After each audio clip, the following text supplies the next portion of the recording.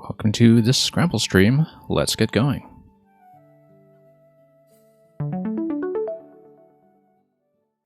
First game is going to be against an opponent in the NWL North American Lexicon. And I will be going as second.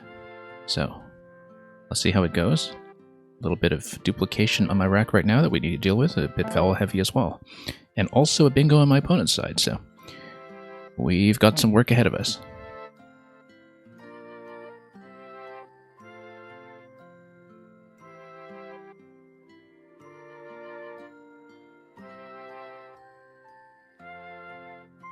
Okay, so let's see here. I probably just want to stretch out a little bit and maybe even just dump vowels like that.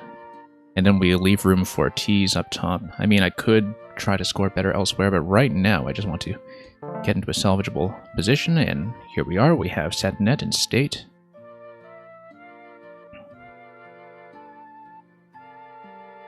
And yeah, this way I will be in a pretty good position to bingo back myself, even though right now, of course, we have a pretty big threat with hotspots over here that have opened up. As expected, 35 points. In State is going to go right over T's here, so we're just going to do that. That's going to be 83 points, not too bad with all one-pointers.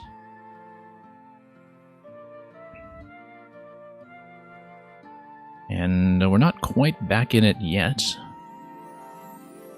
Just because my first turn was so trivially low scoring.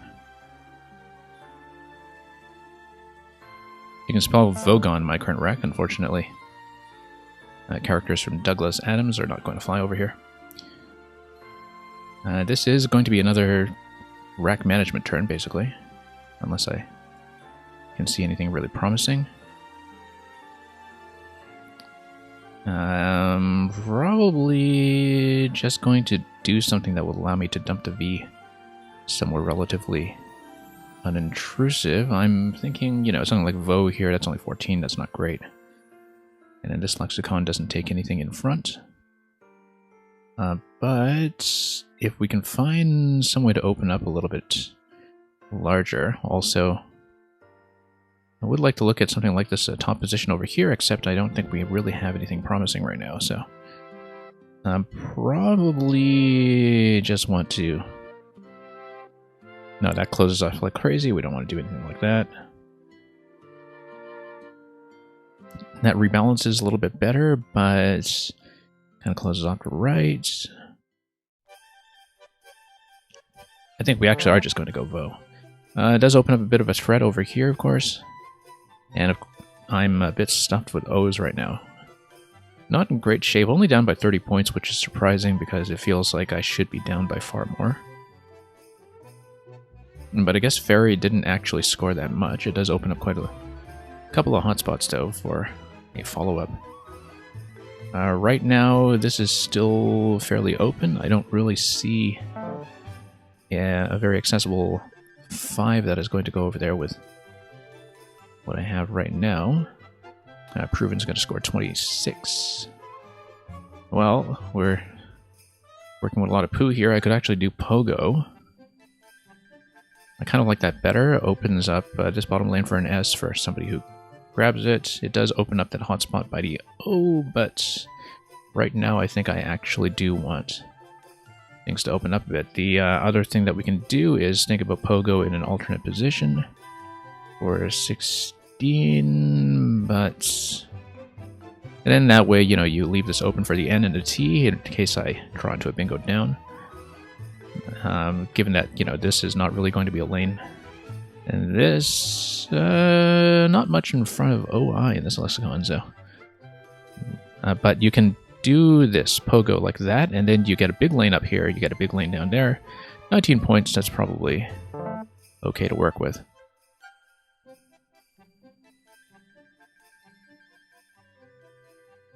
Still sitting on low point tiles that are not really giving me anything that good yet.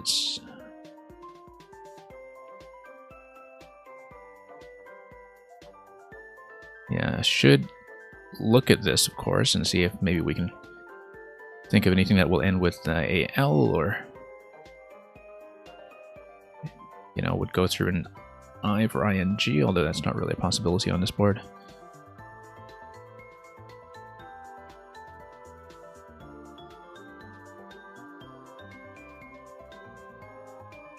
And we're still, of course, looking at potential 5s going down either of these lanes. We have no E on the rack right now, which means we should actually look through E's as well. That's going to get blocked off. Wasn't quite the right kind of rack for something like Elongate anyway. Opa is going to score 30. Now right now these lanes are open. We don't want to lock it down too much unless we continue to open up more space as we expand.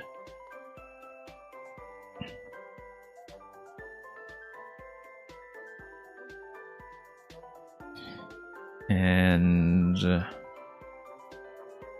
we can probably just do gloat down here. Good leave, opens up quite a bit. The G on the ending position when you keep an N is actually pretty decent, because if you draw an I, you can start thinking about ING words that end in that position. In fact, that's exactly what's going to happen, except we don't have something quite right. We have attacking, except we don't have a C, and we don't have space for that anyway, so we almost have attacking. But we'll have to look for something else instead. We might have anti-tank, actually. I feel like anti-tank definitely is a word. We don't have a spot for it right now, but if there's an N to play through, we should keep anti-tank in mind. I feel like that must be a word. As a single word.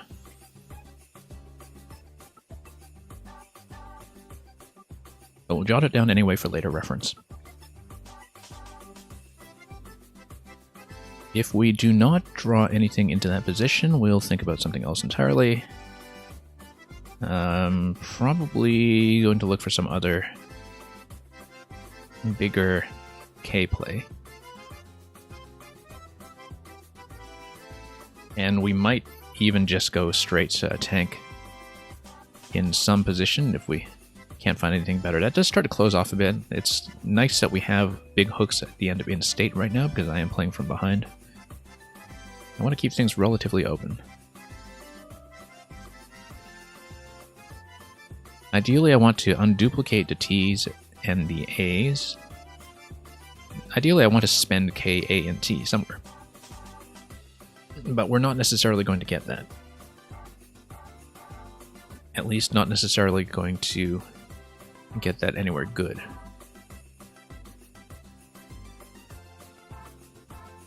So just going to wait on my opponent's turn at the moment, and we'll see if there's anything that's going to present itself. I'm looking at this, and I don't think we have anything particularly promising right now. Best thing I think I can hope for, is just for an N to be dangled in a nice open position, but that's actually quite unlikely right now because of the fact that many of the N's have been spent even this early in the game. There are 3 N's on the board. You can see the N's here, here, and here, and there's 1 in my rack and 2 in the bag. And that's very early on, and it's already kind of expending that tile much faster than you might expect with the 45 in the bag, so we're not even at the halfway point yet, having just played a few turns. But still, that's the best case scenario. Best case scenario, we have somewhere to drop anti-tank. I'm not counting on it. And if we're not counting on it, I still don't really have a good play. Like, tank here does kind of start closing off that corner. And you'd think it expands down here, but it actually closes off this lane as well, so I'm not too fond of it, but we may have a strong incentive to keep pace in terms of score. There's also stuff like this. No, sorry, not AK. What am I talking about? I was thinking... No, that's wrong. I was thinking of something else entirely. Oh yeah, this is the wrong lexicon for it, but no, that's still... Yeah, no. That's not right at all.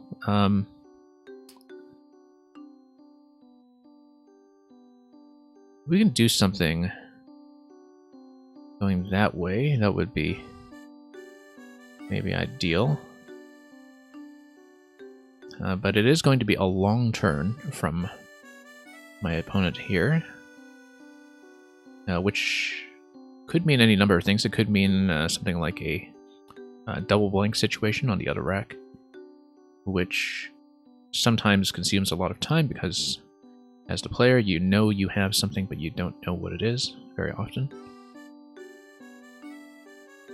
And so we're just going to see what happens here. I mean, with 2 blanks still unseen, as long as lanes stay open, we still have many comeback chances within the sort of 40-point deficit, 40 to 50-point deficit that we're talking about.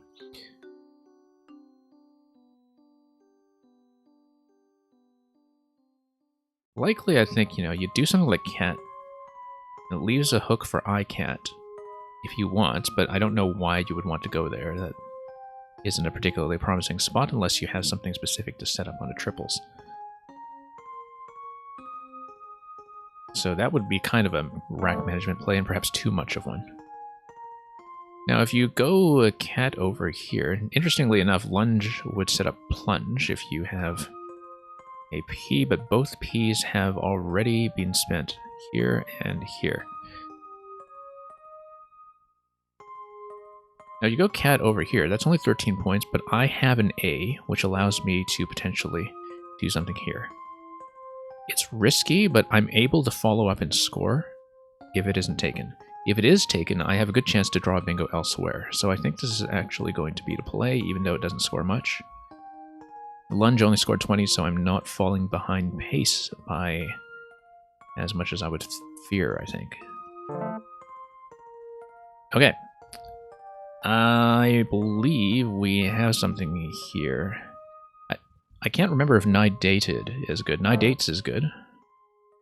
Cesium.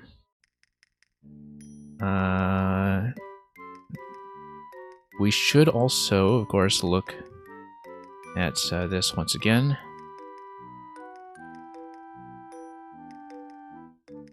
I feel like Nidated definitely draws a challenge.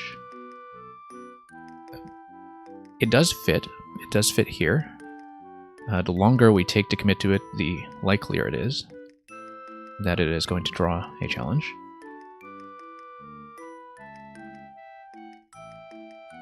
I feel like I want to try it, because I'm far enough behind that I have to try something like it.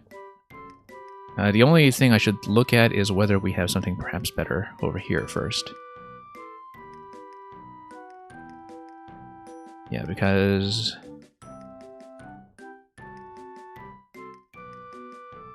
looking at the rack, I do kind of recognize it as something that I might have unscrambled. Let's go Nidated, see if it sticks. I don't know if it will. And we're going to have an all-consonant draw anyway, which is not great. 2 blanks still unseen. I feel like it is going to draw a challenge. So we're going to find out pretty quickly either way. If it does get kicked off, the best play here would have been AD probably. Okay, Dex is just going to drop there. And this is a big problem for me because I do not have a follow-up here. I do not have a letter I do not have an S. I have no way to deal with this spot right now. And yeah, that's the kind of situation where, you have the hot spot, you might as well take it instead of risking the challenge.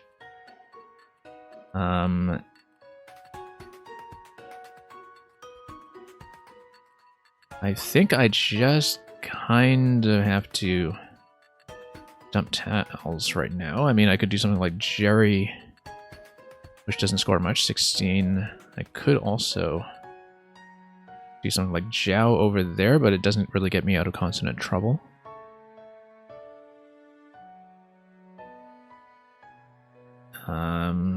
So we'll see. I feel like in terms of leave, this might be better, except we're still stuck with some consonants that don't really play that well together. But we have the M at least, and the M can tag onto Y for some things. I feel like we do need high turnover for this turn, though. 3 R's in a bag, so getting rid of the R's doesn't matter too much. And I feel like this is likely to be taken because there are 5 I's unseen right now, and I am sure that one of them is going to go down. Yeah, not the best use of the J, but we don't really have much of a choice right now, so let's take it. Once again, in serious consonant trouble. And yeah, right there, look at that. 54 points, we're in a situation. Ideally, you could do something like this. You know, enzyme or something, but the fact that I just don't have consonants right now is a huge issue. We can do something like that.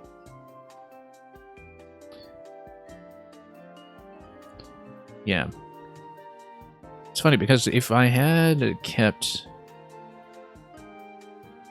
the Y previously, we would be 1 tile off from something like enzyme down here. And I could potentially think about fishing into that. But since there's only 1 E and a blank left in the bag and no more Ys, we should, of course, not be counting on it. However, we do have Zax over here. So if it scores enough, it might be worthwhile to burn a blank on something like Z. ZIN is no, only 46 points. That's not working.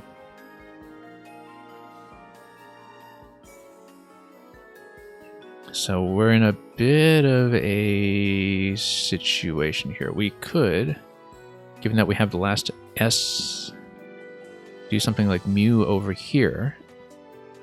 And think about something to go down here. There are 2 L's remaining. I'm thinking that, you know, the L's would go down for Lutz or something as a follow-up, but mu by itself doesn't score very much. Mo or moan doesn't really create more opportunities to go elsewhere, so I probably don't want to block that lane either. We do have yes over here, except one thing is that we still don't have vowels to go with the Z. And so I think the idea is that I do just need to play off more consonants, draw into some vowels, and then we do either this spot or this spot as a bit of a longer shot for a Z play. Because we don't even have anything good that would be short with a Z over here, for instance, right now. I'm kind of reluctant to block the L lane over here, though. But we need some turnover. This is actually the last N, so perhaps I shouldn't use it, but that would only draw 2 tiles. No, we need a bigger draw than that over here. Okay, double blank.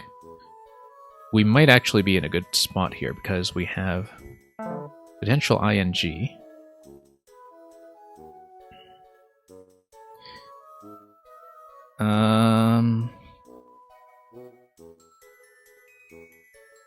We almost have glitzes plus 1 tile. So here we are. We've got 9 minutes to deal with a double blank situation that actually looks like it might be potentially winnable if I find the correct play. Either that or I play off the Z and try to double blank out of that. The issue is that if my opponent correctly spots that we have a threat down this lane, it is going to be blocked up pretty quickly, so we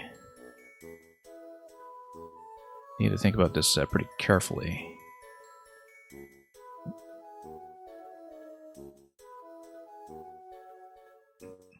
So supposing that we think about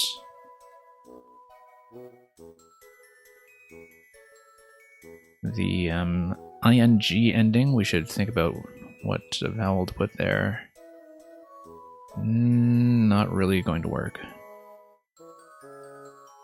Do we have something that is close to Glitz's that would work? Or something close to Blitz's, or something like that?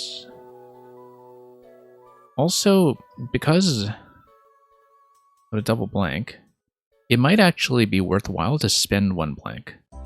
You reduce your chances at the bingo. Oh, except no, ZO is not good in this dictionary. It's only ZA, so... ZO, there's no ZO something that would work with me here, unfortunately. 15 there, 24 there.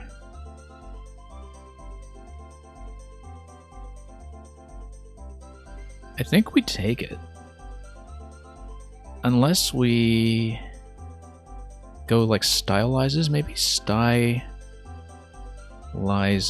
It works. And the Z is in a great spot. And let's go D at the end. That's the play. 90 points, that actually does not get me enough to get within range, but it at least makes me competitive.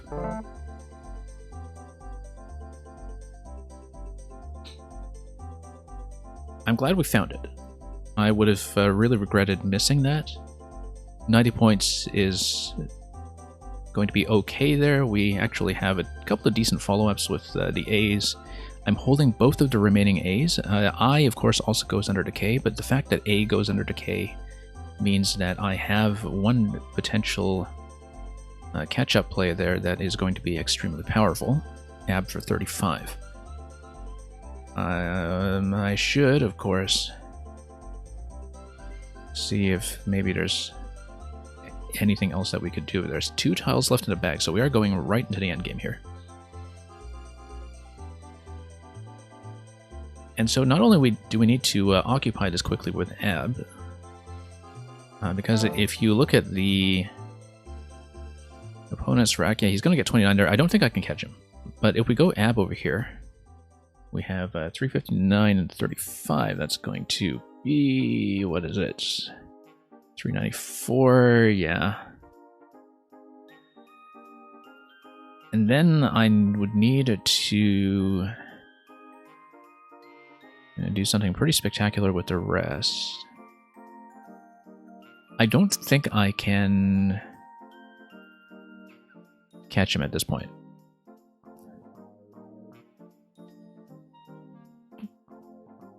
But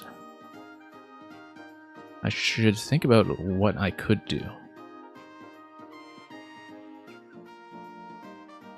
I mean, this is going to be the best play. Unless there's something that I'm seriously missing. The bag is empty at this point, so I don't really have too many options. We need to think about what the follow-up play will be. Do I have a play that's going to use all 5 of my remaining tiles after AB goes down on the left side, or should I be thinking about something else entirely? So think about this, for instance. If you have Burial over here, 14, then that might be worth a point sacrifice to go 27 and 14. Assuming that my opponent doesn't take this first or go out. If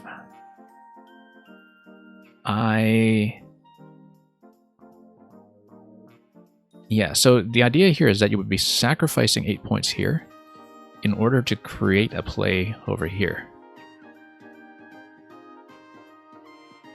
And so that would be 27 followed by 14, and I would perhaps go out first, although I haven't really inspected my opponent's rack extremely carefully in terms of what the opponent options are going to be here. Once again, I don't think I can catch. It's going to be... Yeah, this is going to be 400 points even. I'm not going to catch up, but it's probably optimal in terms of actually getting it out in 2, so we're going to do that first then.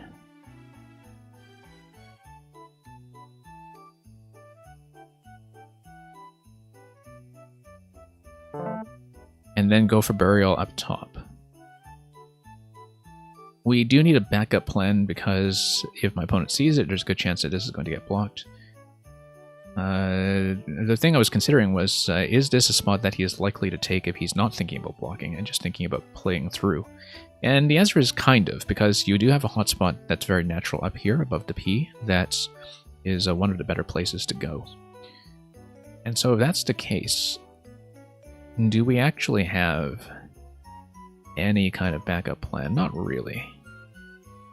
We have, you know, small plays like a curb over here, but at this point, we're just kind of playing into a loss.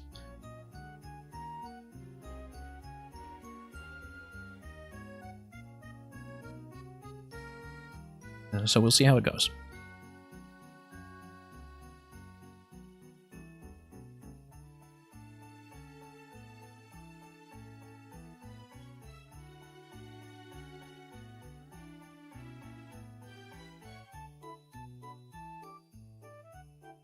And yes, it is game one. I am kind of playing into a loss here. We got a double blank bingo over here that made up most of the deficit, but as far as I can tell from the endgame calculation, I will not be making it. And yeah, okay, like I kind of suspected, the burial spot is going to get blocked.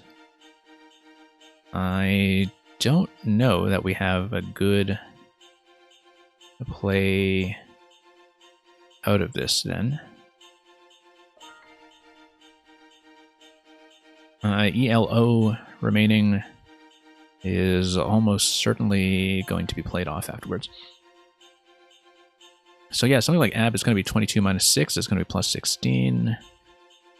So curve is going to be 16 minus 4, that's going to be plus 12. And here, does that open up anything on the left? Not really. But I don't really have a good follow-up to that if there's no outplay. I'm pretty sure there is an outplay, so that's not really going to be a consideration here. Whoops. Trying to look at this spot here, but nothing really that I can see.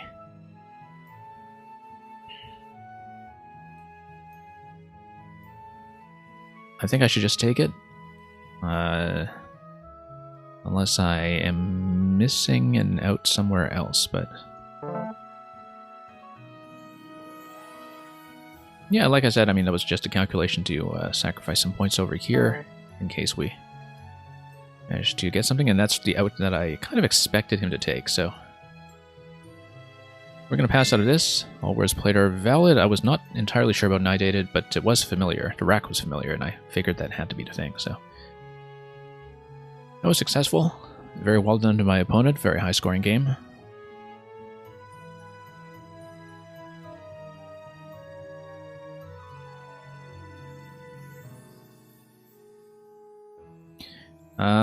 We should have some time to step through this before round 2, so why don't we look over the game?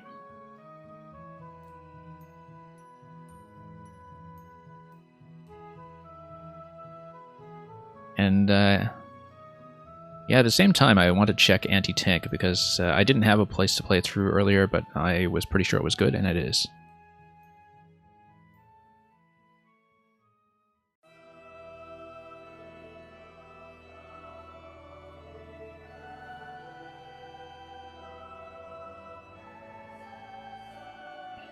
Okay, so first play is going to be fondues, and that's going to be the optimal location.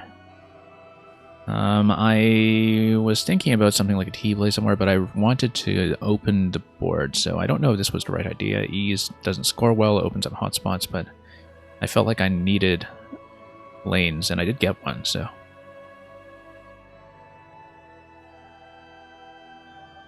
it might have been okay. Obviously, pretty risky, but I was thinking that something like T would have blocked off too much, and I am not really keeping scoring consonants to be doing anything with a spot like that. So, hard call, but I did draw immediately into the bingo, so. A, of course. In state, we did find the best bingo, which is good.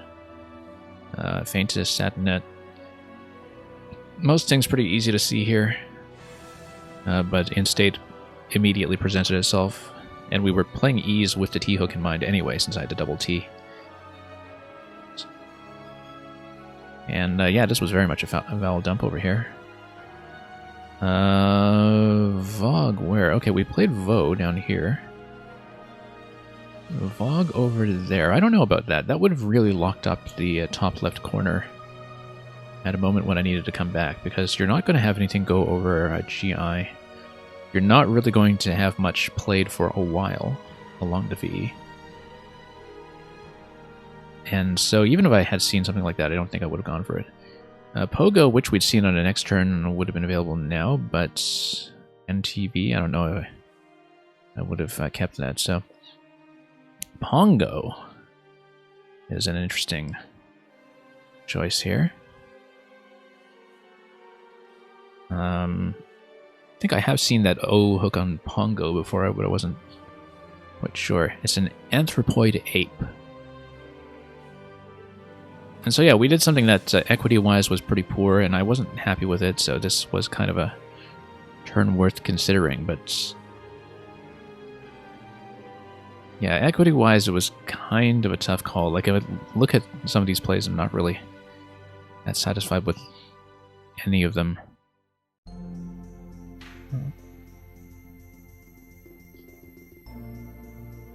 So, one of those turns where I don't think I really had many good options, but either way, you were going to be gambling on drawing vowels. Yeah, Pongo and Pingo. Very good set to know.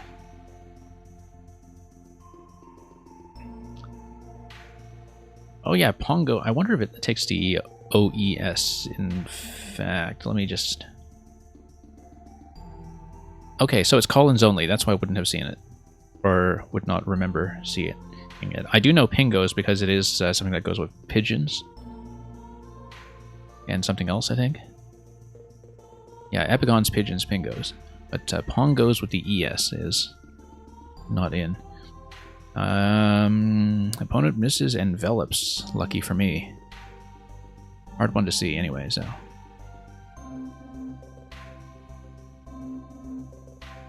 Yeah, between these two positions, I think I'd probably go defensive with this if given the choice. Nearly a 20-point sacrifice, but... You know, I don't know if you'd want to open stuff like this.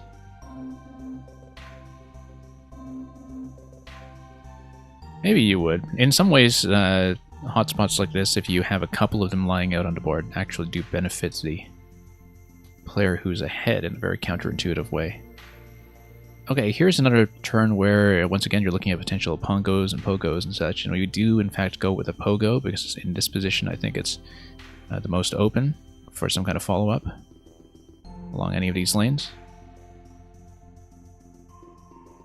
Unhang would have been very nice. It does not go down, but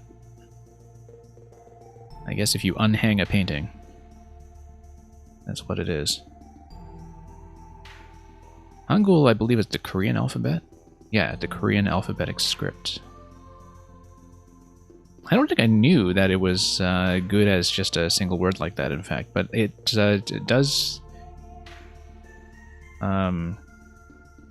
seem in line with some of the other things like katakana and such, and some things that refer to other alphabetic systems from that region. And there's enough in the game that's sort of loan words from Korean that I should not be surprised. You know, like Jian and so on. What ended up being played? Opa down here? Yeah, that was just a hotspot grab that also closes up. Keeps lungs. I didn't think I had anything here, and I didn't, so Gloats opening up with G, keeping N was probably okay. This feels so close to something. Is there seriously no 7 in that? I guess not. Let's... Okay, call-ins only. That's why.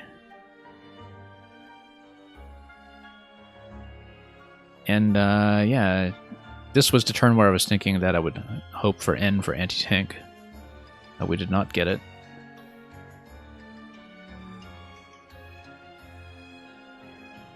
What do we have here? We have cats. Yeah, I was thinking that either I have an A follow-up or I get a bingo elsewhere.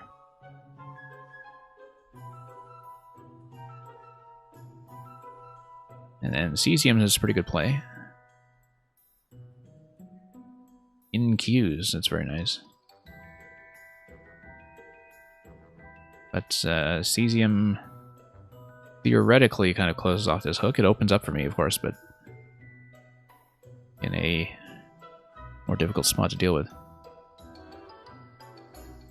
Didn't think about Tideland, but I think once I saw Nidated, it was a very natural spot for it.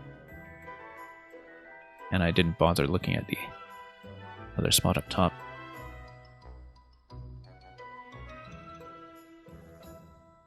This turn over here, yeah, this is a very natural follow-up. You see the X spot there, you just take it. So I kind of wondered maybe if I had been sensitive to the hot spot,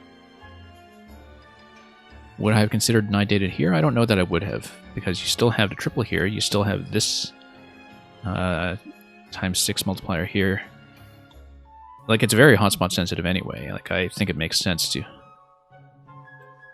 with the information I was given, go Nidated over here and see if you can extend in some other way. I was evening the score anyway, right? So it's going to be a bit of a risk. You just know that, like, that's going to be a constant risk regardless. The main thing that kills me here, in fact, is the fact that I start drawing pretty much all consonants for a few racks after this. That's the main issue. I considered Jiao. I was thinking about Rai. I don't know if I looked at it in this position, in fact, but I was thinking at this point that, like, I need to draw into vowels and that some turnover is good. Maybe Jerry is not great. But as you can see, in terms of the equity, there's only about an 11-point spread between these options, and none of them are very good. Like, most of them are pretty severely penalized from the face value of the play, simply because they don't give you decent leaves. But the main thing here is that I know that I'm in big trouble because I simply have no follow-up in this location whatsoever, and I get hit pretty hard with that, with the QI on the next turn. Interesting that the recommendation here is to spend the blank with Waltz. Yeah, that's the thing about Nidated is, you know, at that point, if my opponent has the X, he has the X, right? Like, it's, you're not going to do much about that, and you just kind of have to hope that plays like this continue to open up for you. In fact, something like this is very risky for him and gives me a huge comeback opportunity. I just don't draw into that whatsoever. And it's just a matter of the draws shaking out badly after Nidated, where he's got the X, I've got nothing, despite this really juicy spot over here. But you can very easily see how a play like Dex could backfire on my opponent's side. And so, yeah, Chris donates a lot. I hope you're doing well.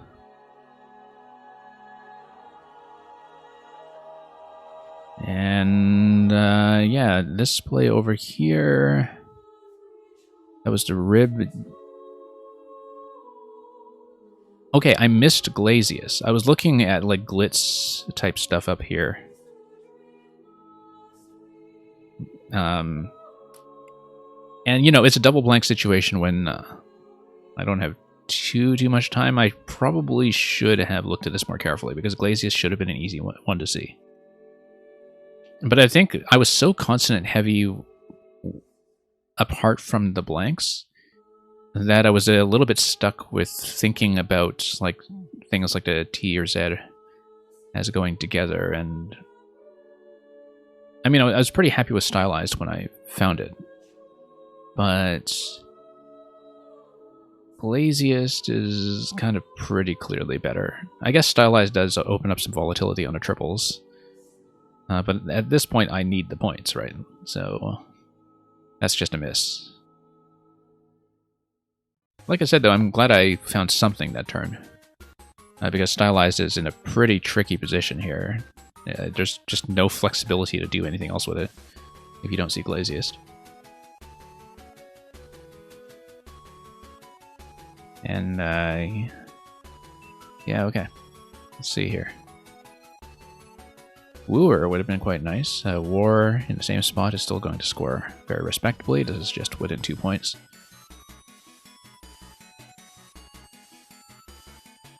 Yeah, it's one of those where, you know, once I saw Stylized, and once I had sort of...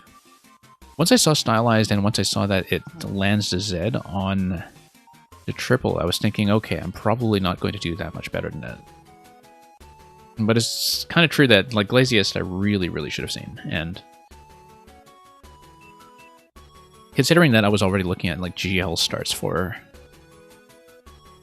various glitzy things. But... So just straight up overlooked that, unfortunately. And, yeah, AB is best here. The main reason I go at is hoping that Burial remains open, because I didn't see a good 2-play sequence after AB. But at that point I kind of calculated that I'm far enough behind that with what I see on my opponent's rack, especially with the H, I'm not going to catch him at this point. So it felt kind of like a lost game after this play here. And enough of a loss that I don't know that the points from Glaziest would have made that much of a difference. Because, you know, this thing here would have still been open for a big consonant parallel regardless.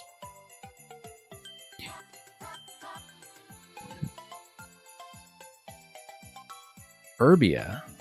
Missed it. I do know Urbia. Kind of like Suburbia, except not sub.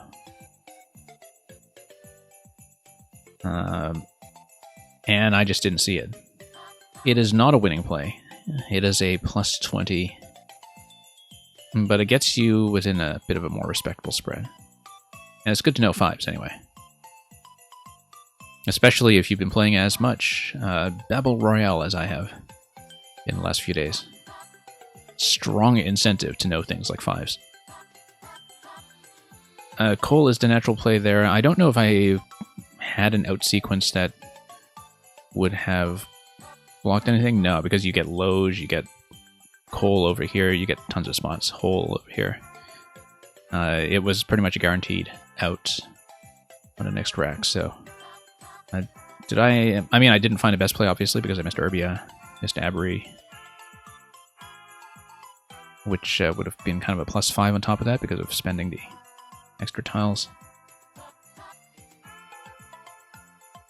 But that is the ending, and so ended up being pretty high scoring, as I said, 457 to 408.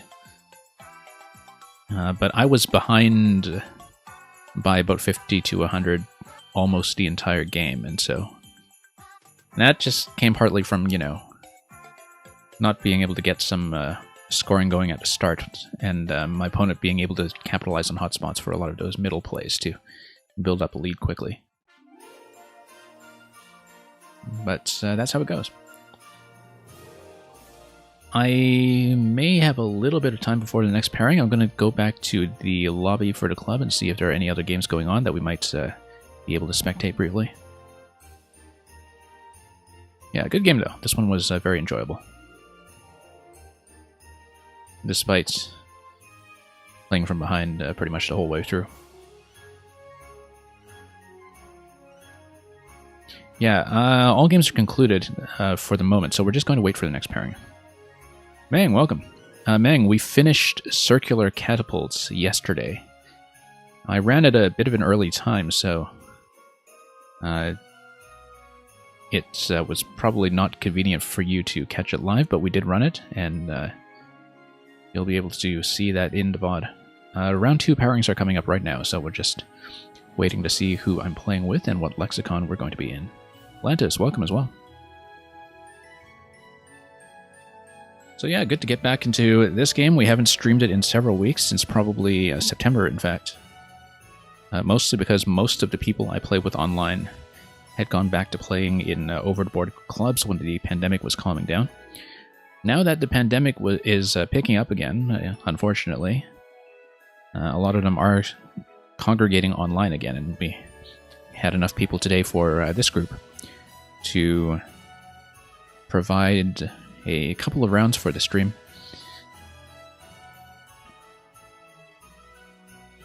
And so yeah, we're just waiting to see who we're playing in just a moment. And we can actually see some of the statistics here. And yeah, this 459 here, this is actually a very new player who recently joined this group, and so always nice for people relatively new to the club level to rack up a nice big score like that. I kind of want to take a look at this one, actually, just to see what happened here. Oh, it's because there was this huge Outwaxed that went unchallenged. Outwaxed scored how much? And a bunch of other challenges actually did happen here. Outwaxed... Oh, actually, no, Outwaxed was just out on top of Waxed. It was an extension. So it was just a 38-pointer. But there were a couple of other big plays going down. Mostly just with the power tiles, so... And, yeah, I will be playing... okay, I know who I've got next. I just need to get this set up.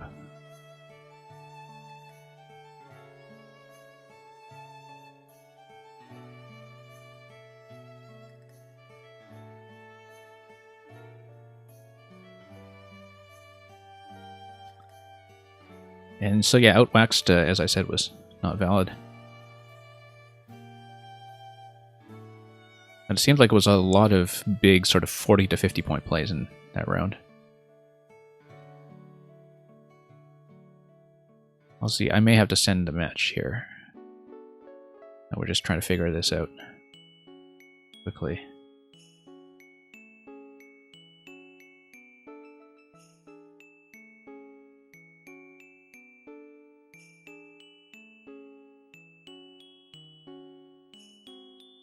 Yeah, because of the numbers, I'm actually going to be playing somebody who is playing a simultaneous game. Like one game against a lower level opponent and one with me, and so we're just going to see how we'll get this going. I may have to send it, but I'll probably bump the time limit since he's playing simultaneous. And we'll go NWL 20 and double. And hopefully the request actually goes through.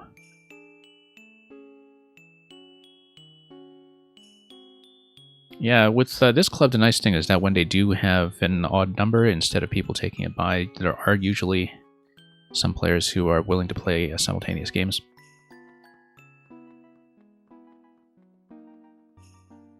And we'll see if we can get that going. There we go.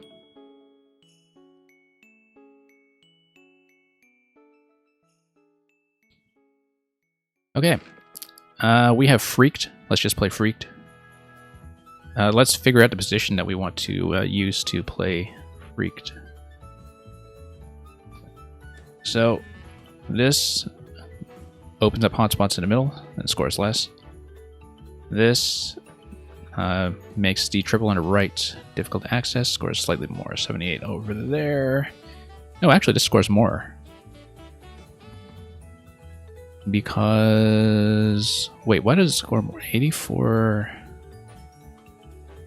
86, yeah. Okay, no, because I misplaced it. No, we'll do this position. It kills the triple, but I will take the points. It does leave lanes that are fairly sizable. Whips open on the left side. Let me get my drawing tool. And we're going to draw into a blank right away. Which is great because we have a pretty good situation right now in terms of the tiles that I've drawn into.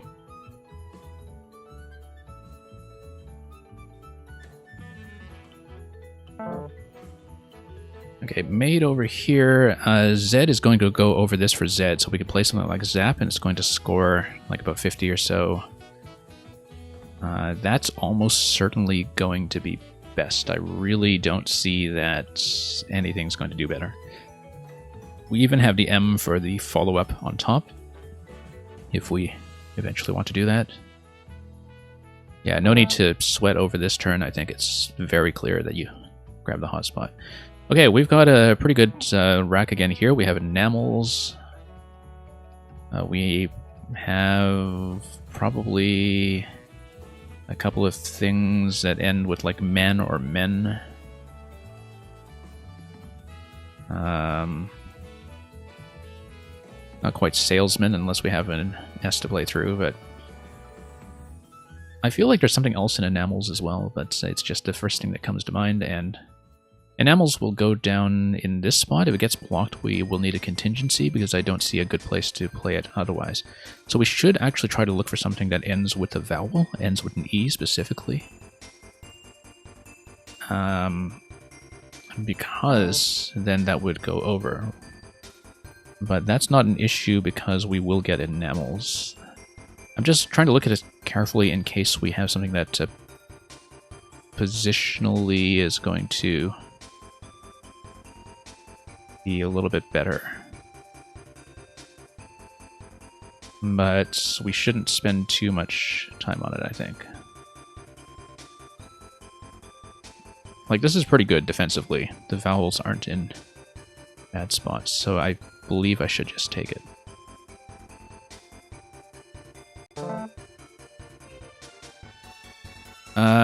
You got Shorty and an S. Short C, no. You know, in case we want to do like a high turnover play to get rid of some of the consonant trouble. As far as consonant trouble goes, this is not too bad because there are some really good synergies here. Like with the TH or with the SH and so on. So we're able to play off a lot of consonants at once. And we probably want to undouble the S somewhere that it makes sense to do so. So right now, don't exactly know where that's going to happen.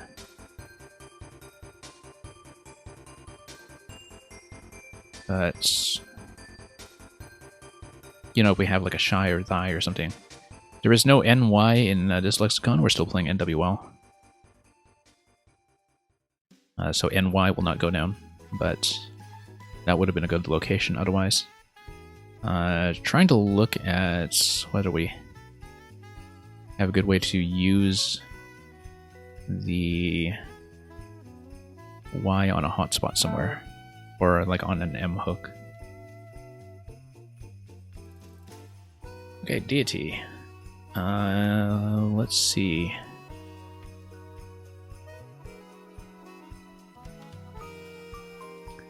I don't know if there's going to be something good here. I don't think so. We're a little out on consonants for that. However, if we just do something like shy under Z's, that undoubles the S, it keeps a good leave, it scores 31. And that's one of the better plays. Although you'll notice that we're kind of keeping bingo tiles here, ORST, and we're going to be playing into a board that pretty much doesn't have bingo lanes except here, and doesn't have S hooks. So, like, the ORST leaf is not actually going to be as powerful as it looks, but we're ahead, so we're going to kind of keep it in case we have positions open up. And yeah, Green Heroes, I mean, we have a lot of flexibility in a position like this simply from being way, way ahead. Like, one of the things you learn when you play this game is that you behave differently depending on whether you're ahead or behind. Because your risk management changes pretty considerably in terms of thinking about what your opponent could possibly do.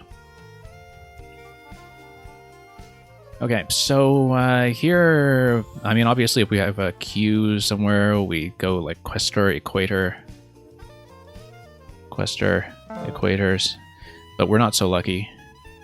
So we'll probably just go QAT somewhere if we have a way to do it. We may even just go QAT here, 12 points. Keeps a very vowel-heavy leave, but you know, it gets rid of an immediate problem. Notice how this V in this position is blocking off the entire top left of the board. Right now, the way to get to the top left of the board would be through a play that goes down here, which we're not going to do this turn. But the V is basically just killing everything in the zone because there's no way to get out of there without like a really dinky little play.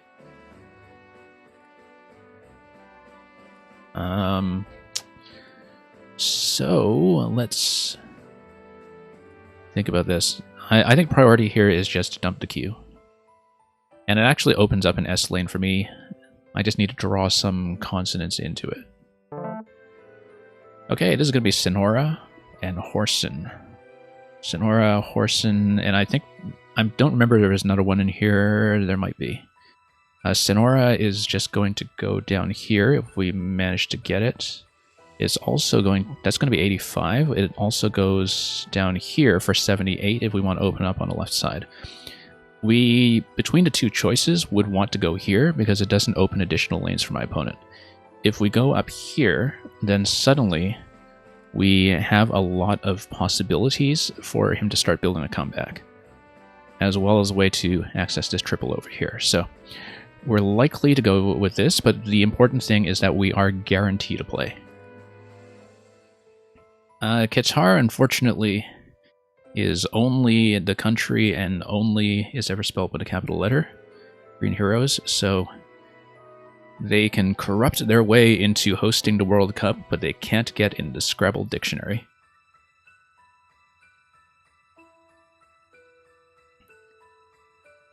That's the theory, anyhow. But yeah, we're guaranteed a massive play on the next turn. So I'm basically having an extremely lucky game where, you know, I've drawn both blanks.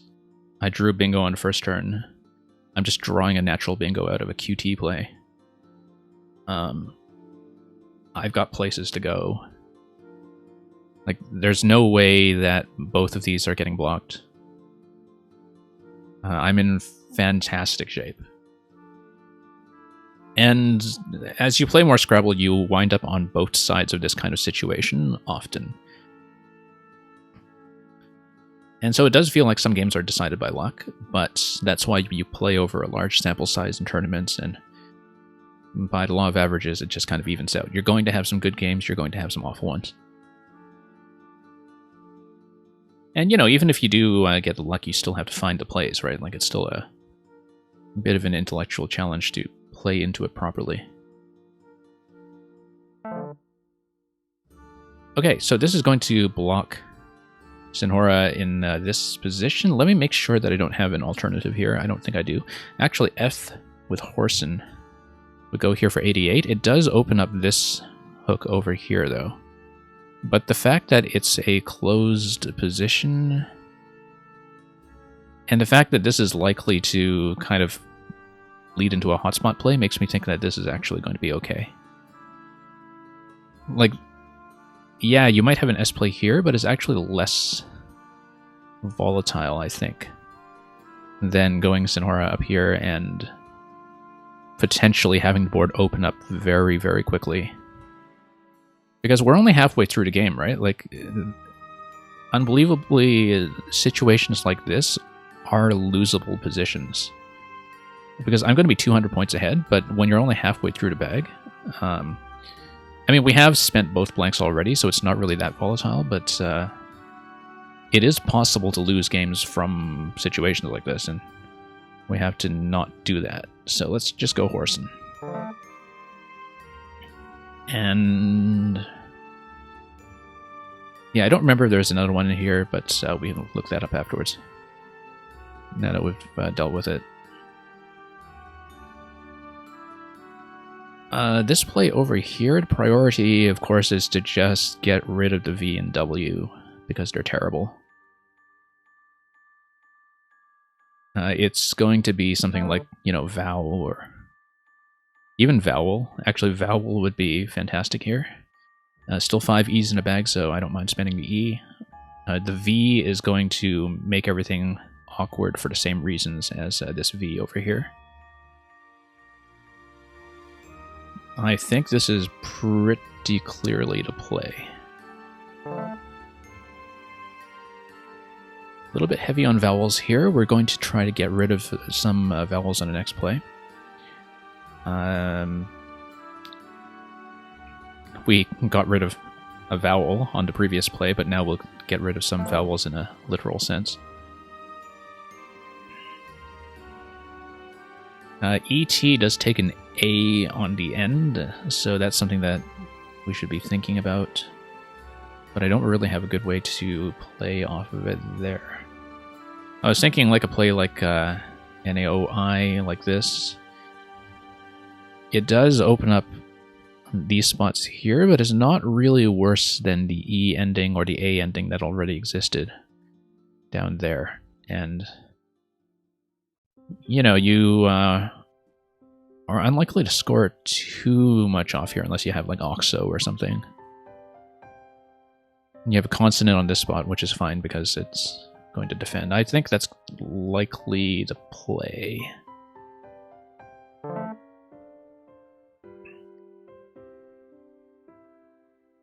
Okay. Too many E's here.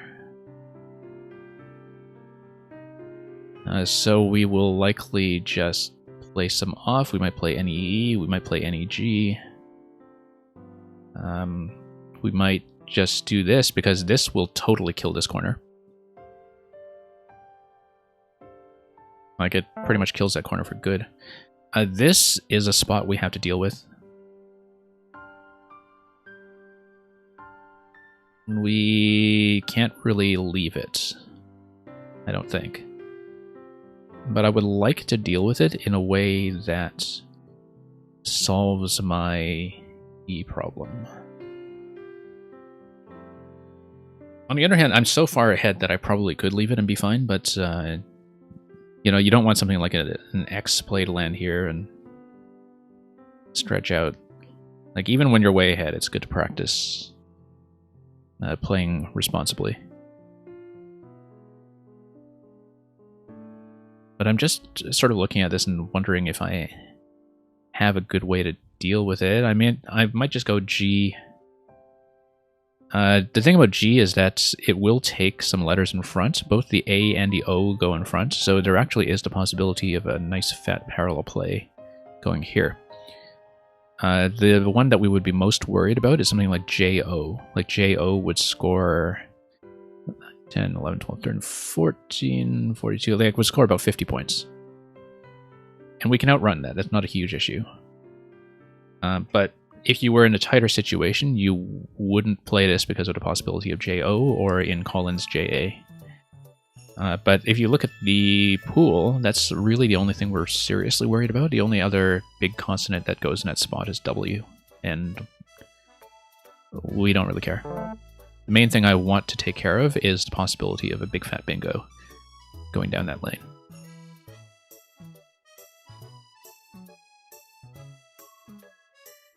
Yeah, you have build, you have built, you have all kinds of stuff like that. Q is already done, so we don't particularly care about keeping a U or anything. Foo isn't really going to open up much there. We will probably just go nub down here, because then that kind of takes care of that corner as well. And gets rid of the U. I'm just going to look at this quickly just in case we're missing something interesting, but I don't think we are. I think we just go nub.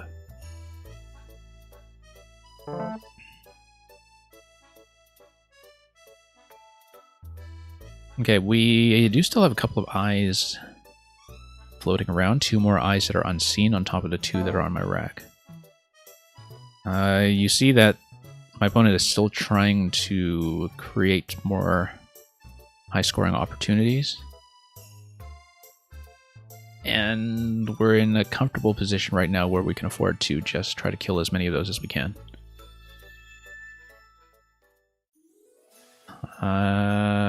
2 would not be good because Stew would go on top of it. And that keeps 2 eyes. But if you just go something like Tide, like that. I don't particularly like keeping the double L like that, but like L is not as bad as some other letters when it comes to doubling, so. The general rule is that every letter is worse when you double it, except for the F. The F is the only tile that actually gains value when it's paired with the other F. And if you think about the words that are available, then and how much you score with that, it actually makes sense. But in most cases, you don't want to double up. Anyway, unfortunately for my opponent, this is one of those games that the bag just handed to me. So I'm actually quite glad to see that he was able to get Janitor down in the one available location. And if you're coming from behind, this is how you have to play it. You have to make sure that if there's a lane open somewhere, you try to open up a second lane and keep opportunities open whenever you can, and eventually something will go down.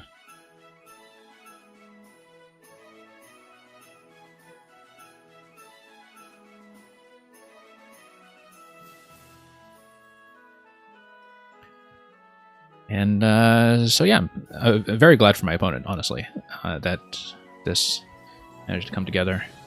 There's only 4 tiles left in the bag. We play Clog, there's going to be 1 left, and we keep DILS. Look at the bag. It's very heavy right now with consonants, and very heavy with stuff like J and X.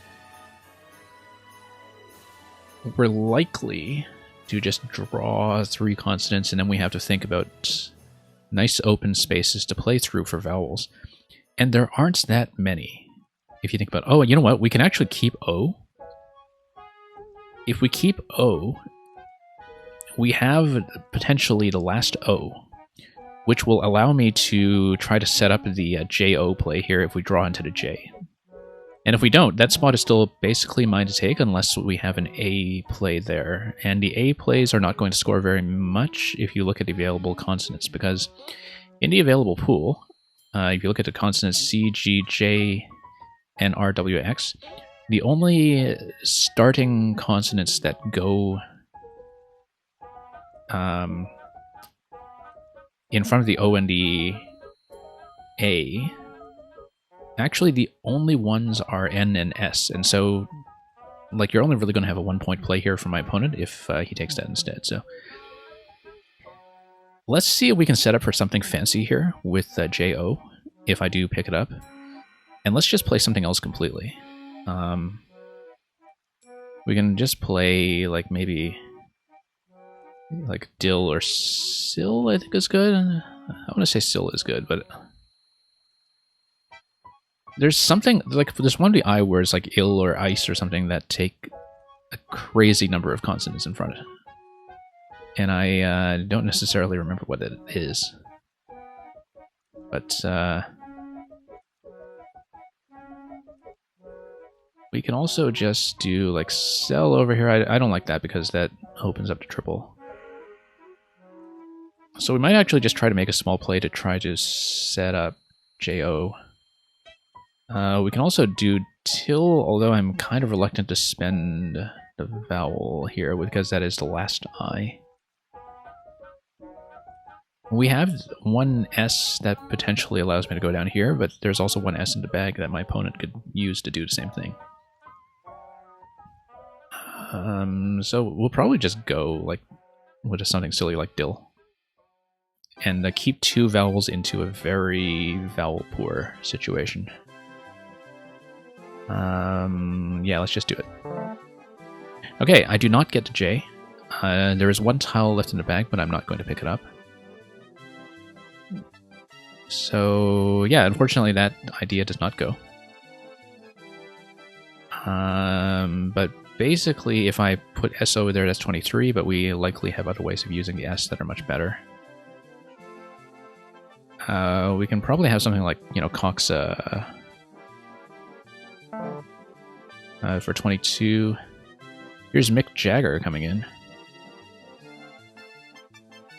I actually don't remember if Jagger is good in this dictionary, but on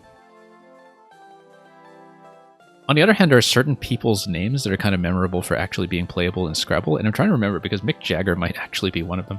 Anyway, Ox for 45 points, we'll just take that instead. And worry about it later. Last tiles are WSN. Unless we have something superior in terms of playing things off, I'll just take that. The Green Heroes, just one note for the future. Because I'm still able to challenge that play, you don't want to look things up until after I've played my turn. Just for a reference to the future. It's not a sensitive situation here, but sometimes there are like situations where I'm not supposed to know the answer to that question. So you're free to look things up, but look them up after I've played my turn, and I'm no longer able to kick the play off the board. It's okay if you didn't know. I mean, it's just the reality of streaming this game, that sometimes we have to be careful about stuff like that. But no worries about that. Let's just take that. Yeah, because if I'm kind of asking myself a question like that out loud, like, is this in the dictionary, is this not in the dictionary, it's important that I don't know that until I've played. But I, at the same time, want to be able to interact with chat, and I want you folks to be able to use the lookup option, so... as long as we have a couple of ground rules for that, then everything's fine.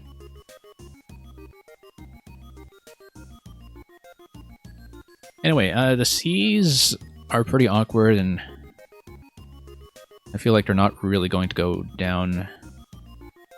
We might just play the A off. But at a time, Ons is going to go down. Yeah, that's going to stick, so we'll just pass.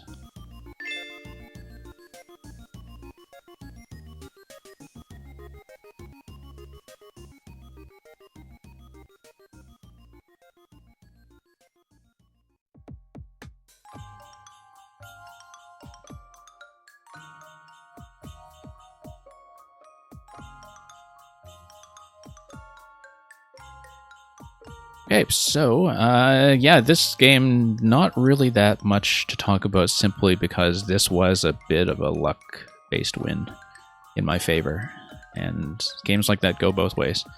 We'll go through the board anyway if we have time, just to see if I missed anything especially good.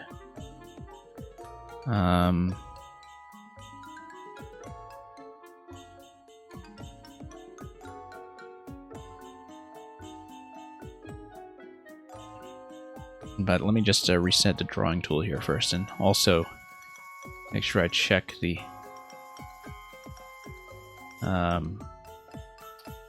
chat screen to see how close we are to the next round. Yeah, I think we have time, so...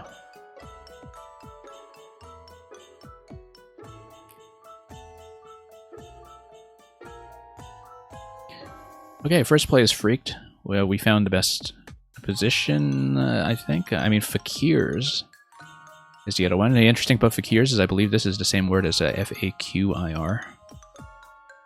So, let me show you. Yep. Same thing as F-A-Q-I-R or Q-U-I-R.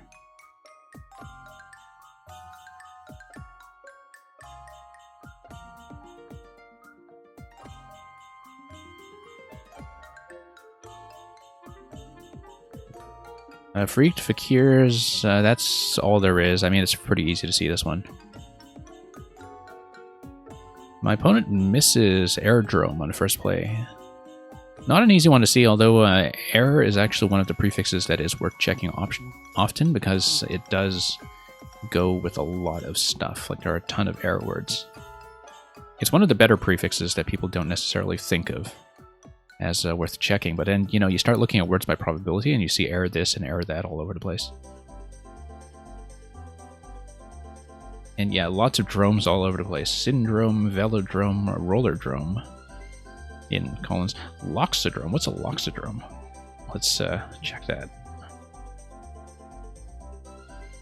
Oh, a line on globe equally oblique to all meridians. Interesting. I should actually know that from cartography, but I didn't recognize it.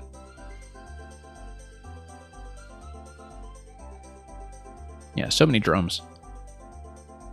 I guess the other thing, too, is that like in common usage, I often think of this as an aerodrome rather than an airdrome, and so it's not necessarily one you'd think of. And Mate is a pretty respectable play there.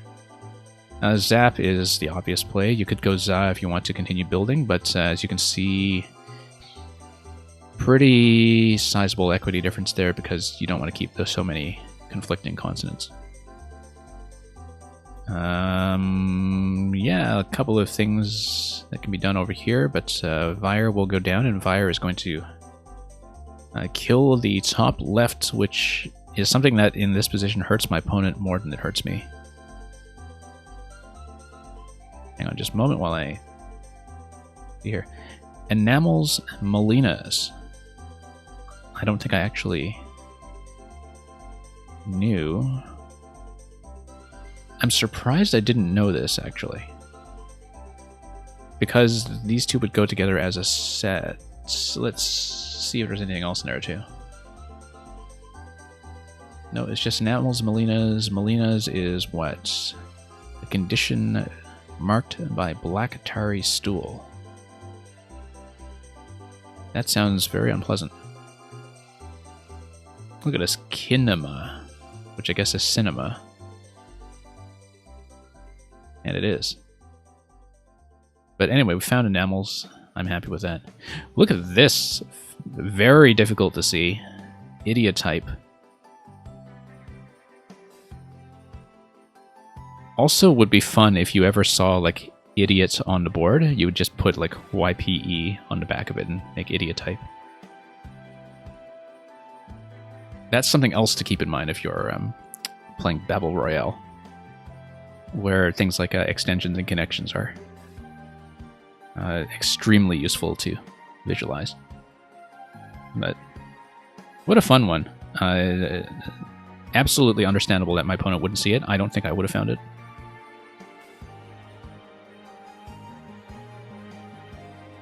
And yeah, lots of idios. And I'm actually just looking at that idio list in chat. Unfortunately, idiocracy is not in there. But yeah, ideograms, idiographs, idio bones, and quite a lot more. Actually, pretty much double the number of results that you have there. Anyway, write-ons is something I've actually seen before, but I didn't think to look at that. Fits very nicely on that 2x2 there. Leaving the S as well, but given what I knew, Shy is not bad. This would have been cool, though. Very stylish. Yeah. And yeah, tough wrecks for my opponent to deal with.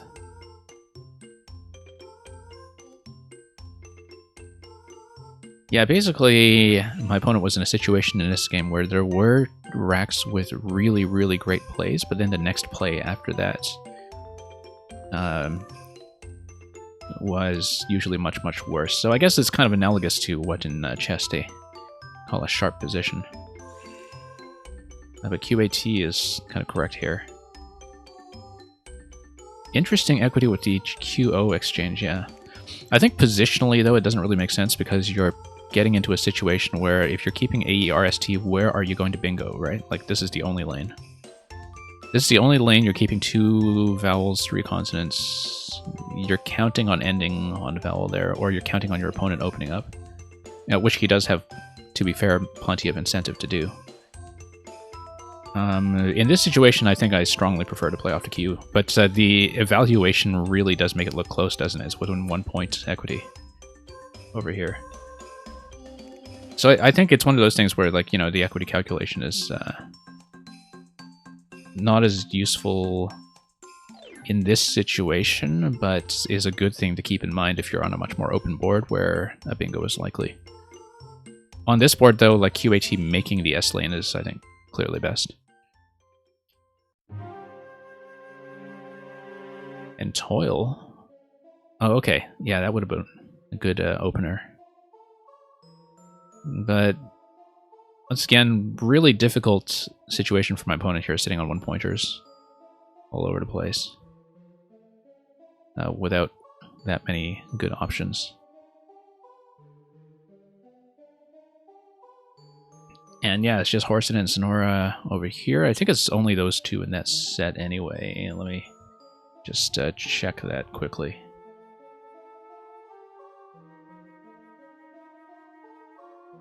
And loop over there, vowel. Oh, okay. This alternate positioning. You can kind of see why I didn't do that, though, with the V on a triple lane like that. Like vowel for 22, vowel for 26. It's kind of like a 4-point sacrifice only, so. If we're thinking defense, my position is much, much better, I think. Yeah, like all of this other stuff, it opens up like crazy. Maybe not this one. This one is actually not bad. This one is a pretty good closer, actually. Because it locks up the triple on the top right as well. It's kind of awkward to play out of this to create more lanes.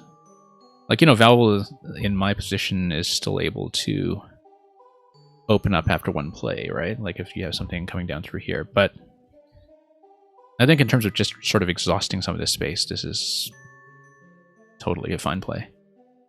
My opponent has nut here, and it doesn't go down anywhere.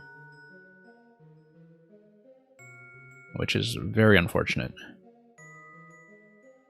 You can definitely see the frustration in turns like this, where it's like, you know, he's playing TUN over here to manage the rack, but it doesn't really even open up a spot.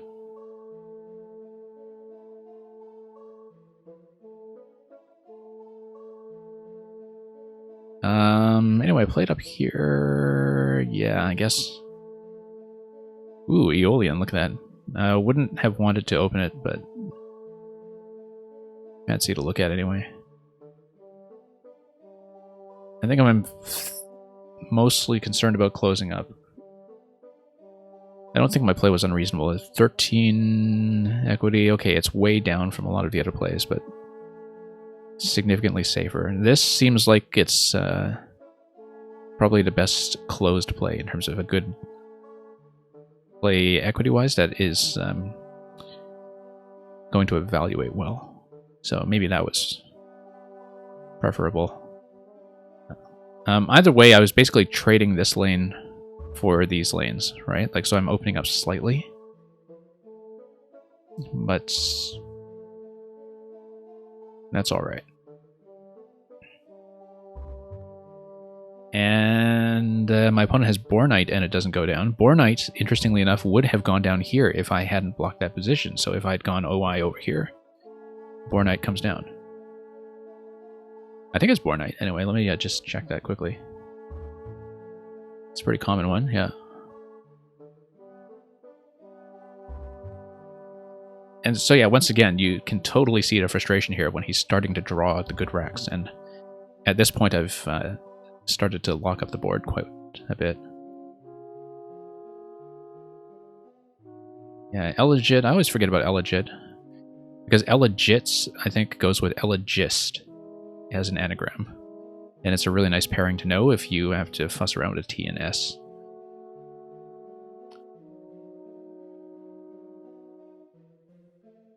And yeah, G here blocks off this position, but opens up big plays on the left side, and I'm okay with that trade-off, I think.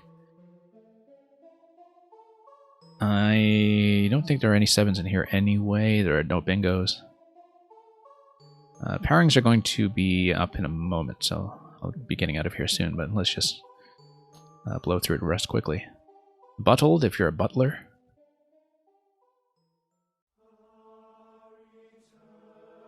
And yeah, we just close off down here instead. I mean, at this point I'm so far ahead that I'm just trying to be safe. And it's still nothing. Janitor, finally something goes down. And that's a hit. Oleic for 26, that's kind of interesting. Oleic, I guess, has to do with the oleum. Pertaining to oil, maybe it has something to do with oleum. Let me see, what is oleum? Or olea? I think it's the same kind of thing. That's sulfuric acid, okay. Whereas oleic has to do with oil. Straight up. Oh, Chelly, that's a nice one. In fact, if you ever have Chelly, the O front hook is crazy. That's something to watch out for someday. And yeah, Mick Jagger is going to come down here. Ox is clearly best. Ons is second best after Owns over here, but that's just kind of, you know, needlessly optimizing at that point. So anyway, that's it. Big win for the second one. We've had 2 games with the winning score over 450 so far, so we'll see how round 3 is going to go.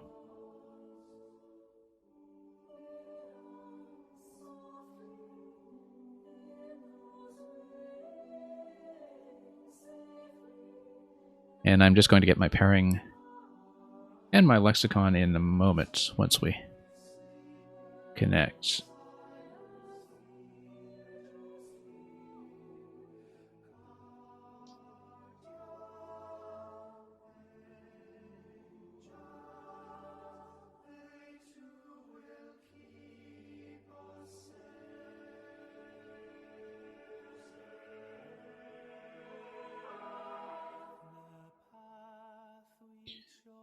And yeah, it looks like our next game is going to be a call-ins game.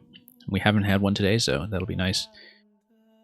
Call-ins, I've had a good reason to work on some of the short words lately because Babel Royale is kind of closer to it when it comes to the 2s and 3s.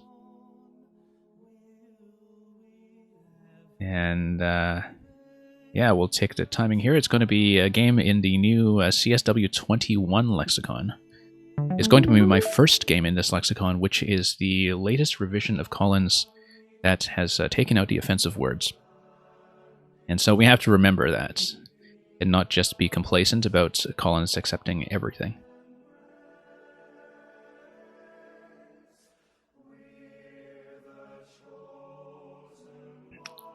And I will be going second.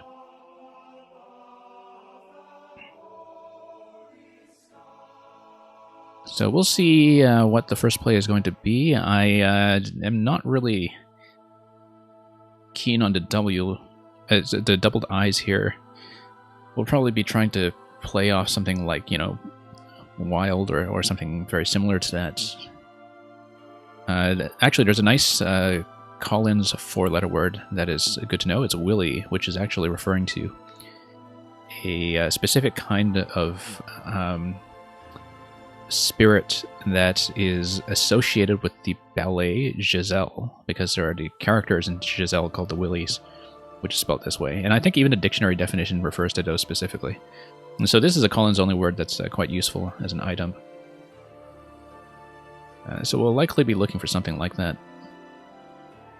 But of course it's going to depend on the position, and right away we're going to get hit.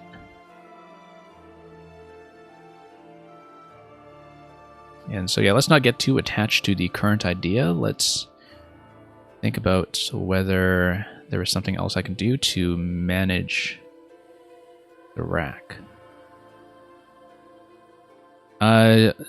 Notice, if you keep the D on this turn and you draw into an E, then you can play ED here on a future turn, and that's going to score 9, 10, 11, 12, 13, 14. That's going to score 42 points.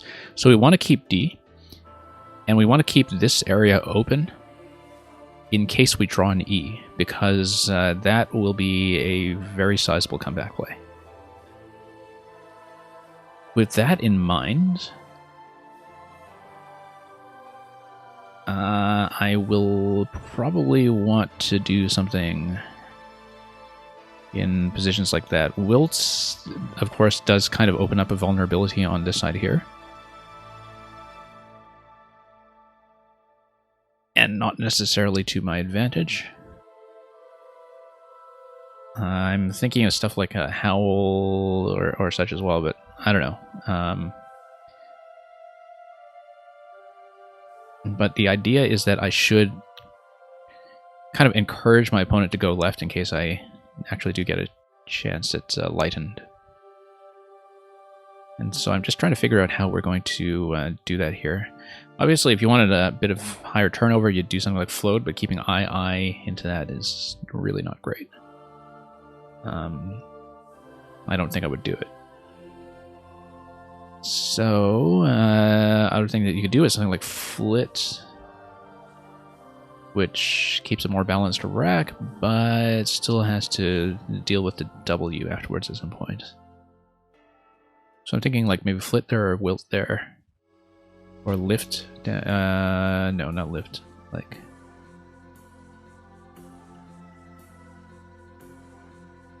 we do flit, do we have any kind of good follow-up?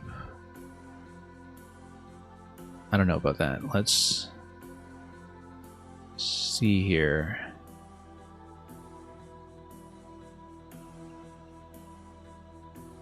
Yeah, let's just... I don't like it, but we'll do it.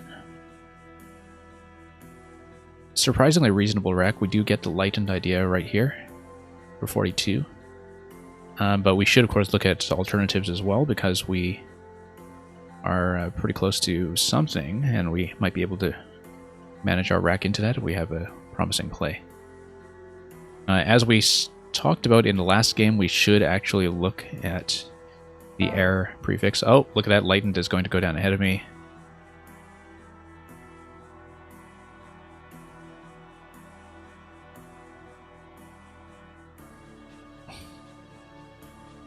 And yeah, very risky thing for my opponent to do here, to just kind of count on being able to follow up right away.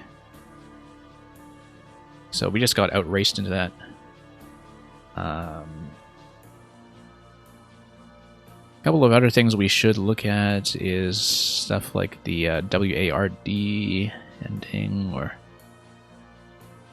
things like that, but it seems fairly clear that we're going to need to play off a W and a couple of vowels, likely. If I go HOW down here, it doesn't score very much, but it does leave potential E lane, and right now we do need more lanes. I would like to score a lot more than that, but there are no promising hotspots anywhere, really, so I think we'll likely just have to go with that.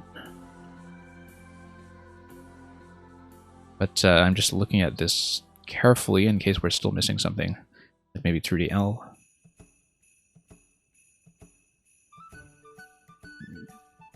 But yeah, I think we'll just need to open up and try to set up a comeback opportunity.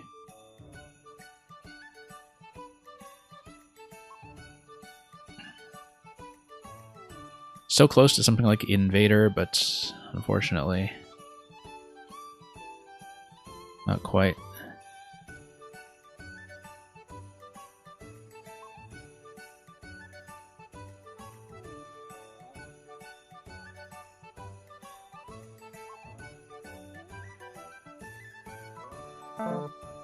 Terrier, yeah, we're in big trouble.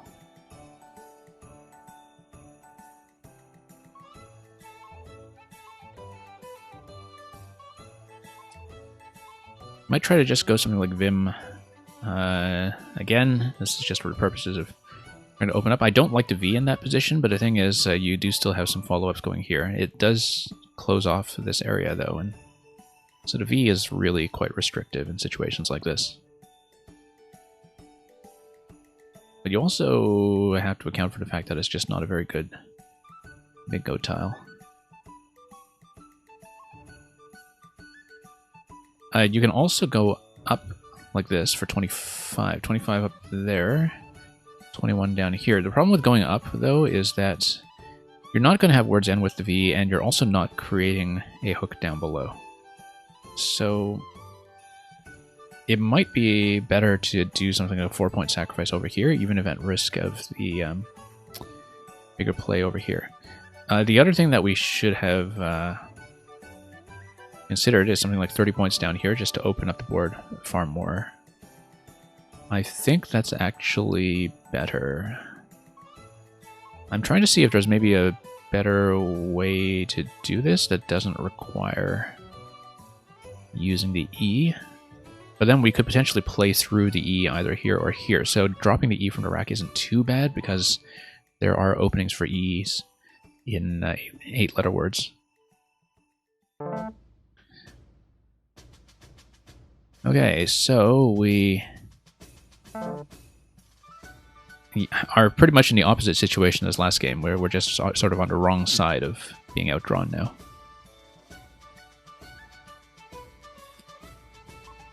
And we just kind of have to play through it and keep her cool and try to set up better locations where we can. Unfortunately, not quite at something like Marksman.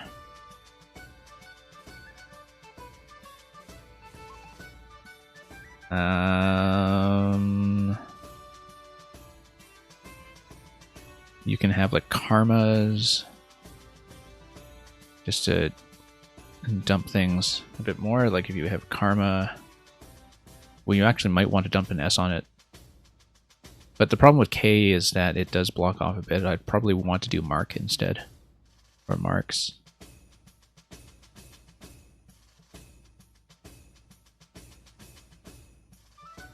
Even if it scores somewhat less. 27 there.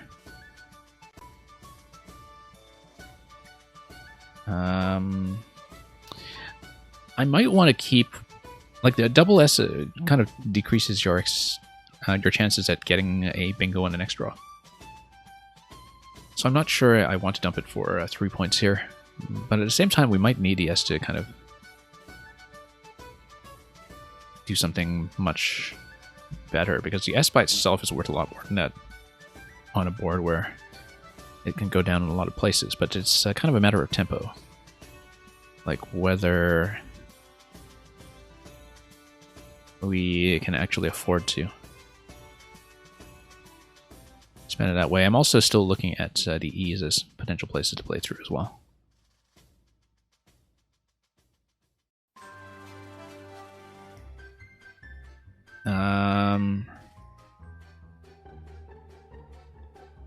Whoops. If we play it off now, though, we kind of improve our chances to draw into something quickly. I don't know, it seems like a little bit of a waste, but the double S situations are always hard to call. Here we have stuff like Czars. Czar, if we can actually get it down somewhere. It doesn't look like we will.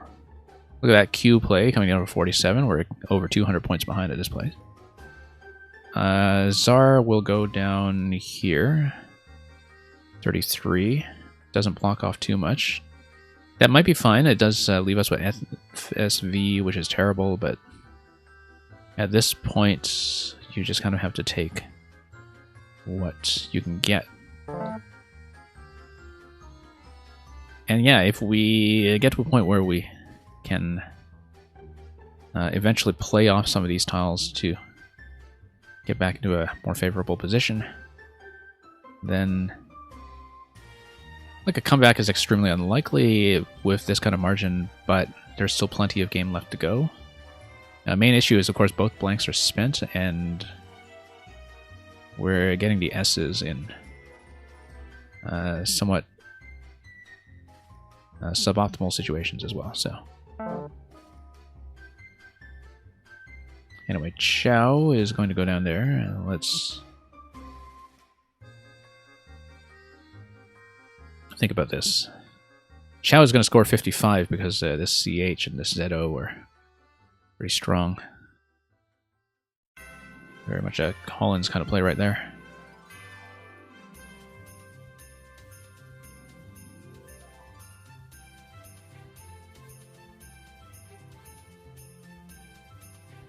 Yeah, ideally we're able to just play off like Fave or something somewhere.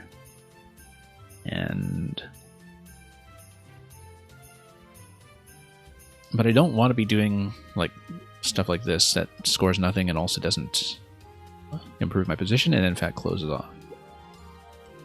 It's hard to balance these things sometimes. You could kind of go over here. There are lots of E's left in the bag, so maybe I should be spending it.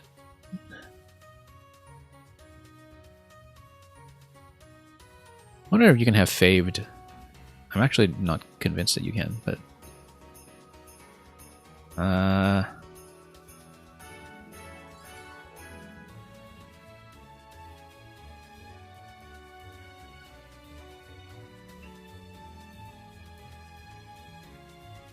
yeah, I think the idea here is... I might even want to unduplicate the S, but this kind of closes off the bottom lanes as well. I don't want to be doing too much of stuff like that.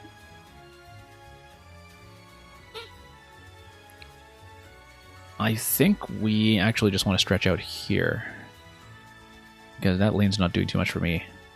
Anyway, currently 23 vowels, 23 consonants, so yeah, we might draw a respectable number of vowels, like going to average 2 out of 4. That's still not going to be good enough, so we're kind of in a situation where we have a lot of S's and not good places to use them, and so the S's are worth a lot less than they usually would.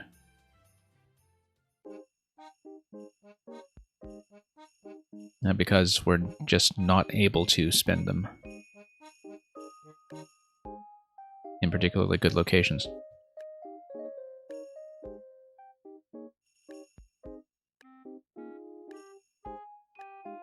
And yeah, I'll just have to play them off here and there, unfortunately.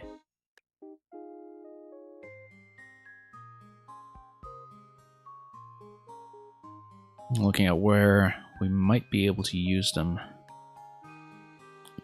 somewhat productively.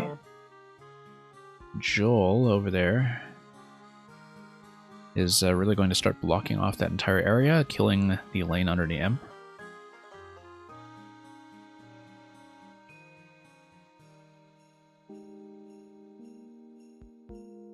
Well, ideally,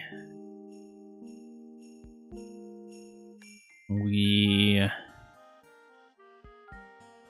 try to play off some of this stuff without sacrificing too many points. I almost think that playing off the double S like this is fine. You almost never see this cry for help, SOS, because who spends an S like that, right? But oh, actually, no, I don't even know if recoiling takes an S. It might not. I think it might, in fact, not take an S, recoilings. No. So let's not just jump on that without thinking. This is still kind of open.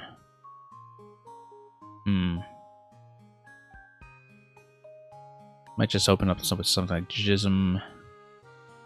And, yeah, dump some consonants, have the ability to open up this way.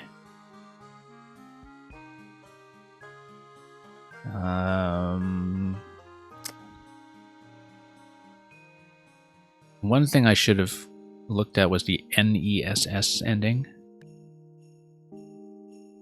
But with this rack, that's not going to get me much. But the NESS ending is actually potentially useful. It doesn't get me far enough to touch anything good here, but we need to basically open up a bit, so I don't know that we have better options than that.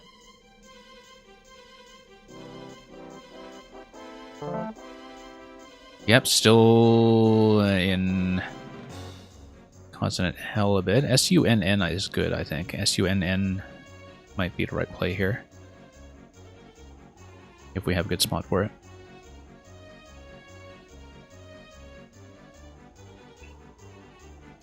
But we don't really have very many places to go at this point that don't block up locations that I would like to use. Like, you know, something like this might look very appealing, but then you realize that it kills everything. It does set up an S over here, but at this point that's not going to score me very much.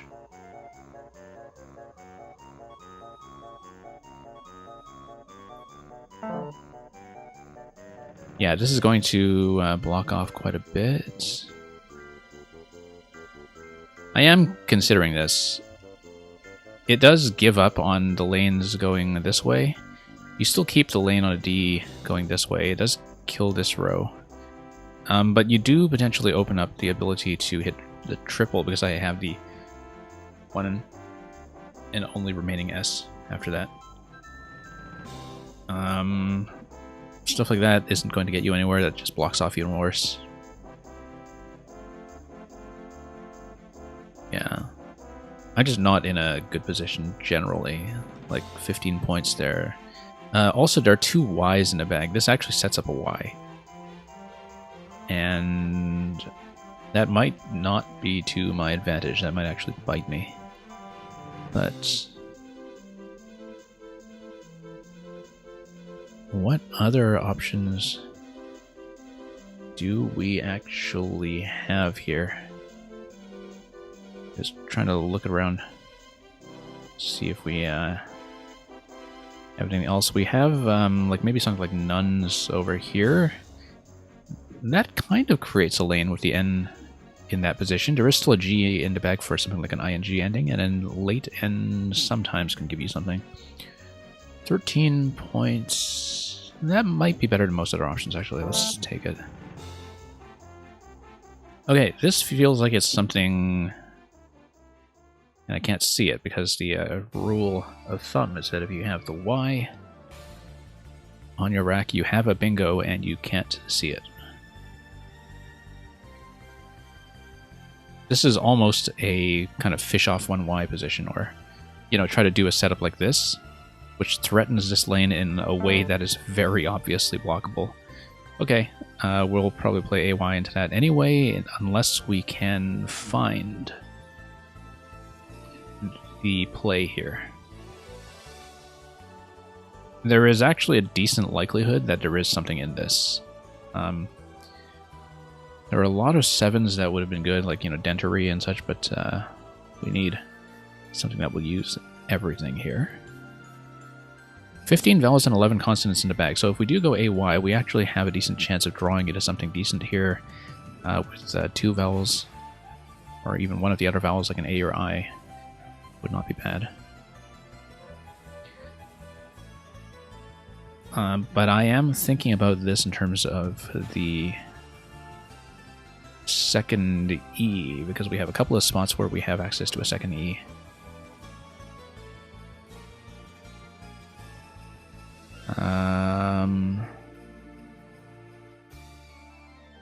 Yeah, let's think about this.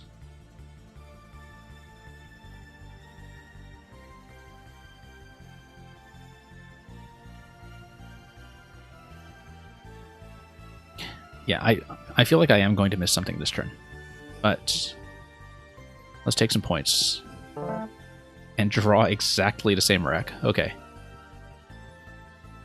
That's how this game is going to go. That's the universe's way of saying, are you sure? Do you actually look carefully enough?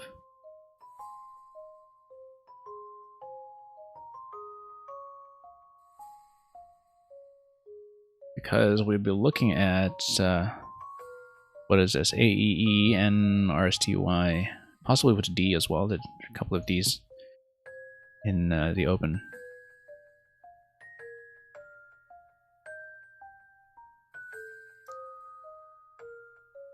Other than that, we're probably just going to dump one Y somewhere. It would be better if we put it somewhere that actually has a realistic chance of opening. Parallel like this with FY would give you 23, of course. Not much to work with. 17 in the bag, still lots and lots of vowels.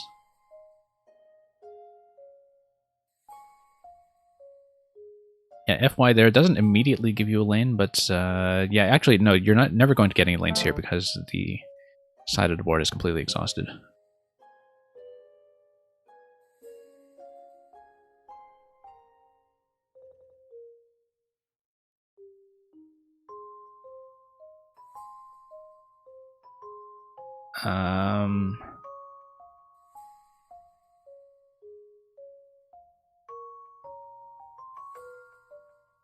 I was thinking like with maybe an L to play through. LY works pretty well sometimes, but it's not going to do it here.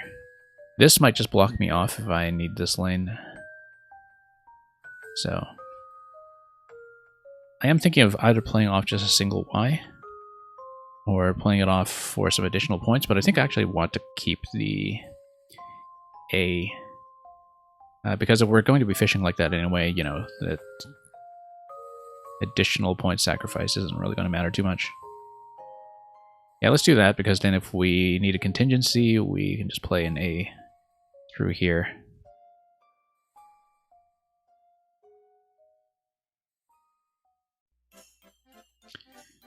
And we'd likely have to look for an 8-letter play anyway. I'm already kind of dreading grabbing something like U, because U would give you stuff like, you know, Saunter or Natures, but then it doesn't naturally work with... Oh, it would give you like Vaunters. Like if you draw a U, you get Vaunters.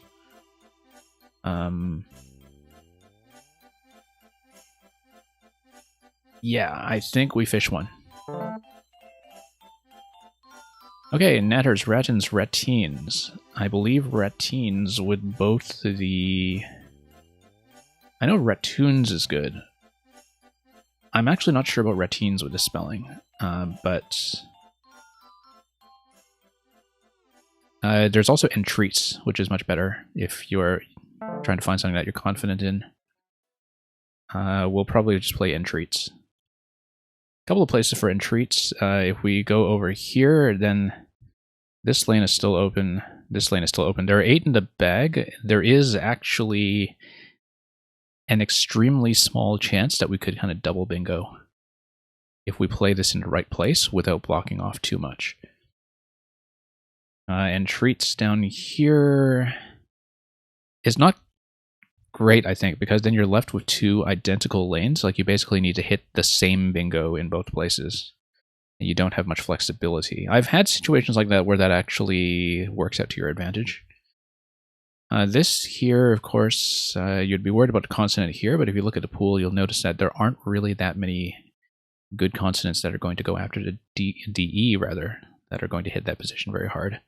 You'd be more concerned about something coming through here. But the idea behind Entreats is, in this position, is that you would leave this lane open for something unique that would be a little different from whatever goes down to the D. And so even when you're 200, actually 300 points behind and you're not going to win, you should be thinking about stuff like that. And just try to close the gap as much as you can. Okay, this will be my last full rack because there's only 1 tile left in the bag. There is, in fact, some chance that my opponent would bingo here and just start closing it on 600. If you look at what my opponent is holding, she probably has something here. Like if the last tile is, I don't know, a U or something, then I'm just trying to think of what that would create. Pretty clear to me that I'm not likely to be holding something here that is going to go down in any of these locations. I should actually check the N just in case.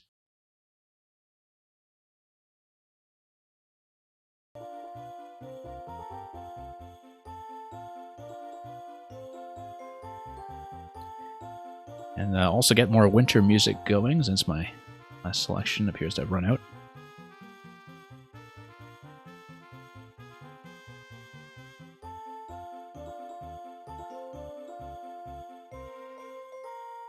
Yeah, we'll see what to do from here.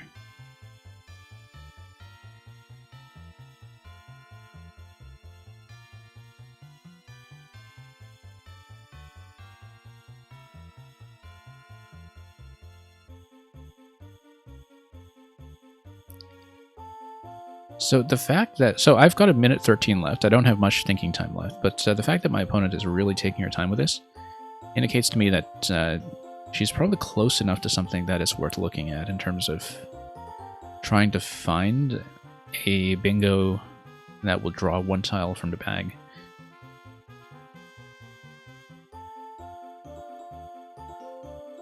And, you know, just pump that score as high as possible. This is easily going to be a mid-500s game for her.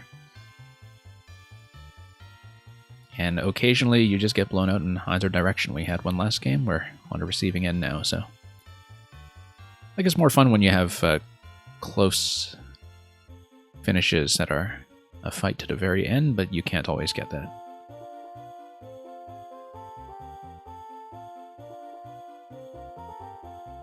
So it's going to be a pretty sizable loss, but one that didn't really feel like it was within my control.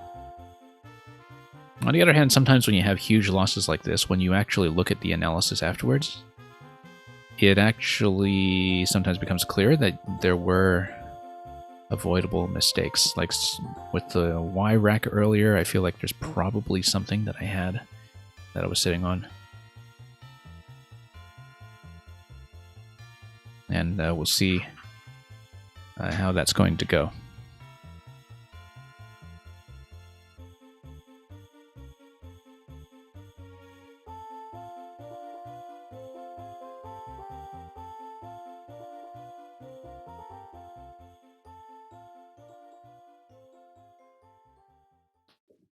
Okay, it's going to be a long turn, so we will basically have to see what's going on, because I'm looking at the potential racks that you see here, and it looks like you'd be very close to something like out-earn, for instance, like out-earn plus one spare tile that's not going anywhere. And that might be what's going on.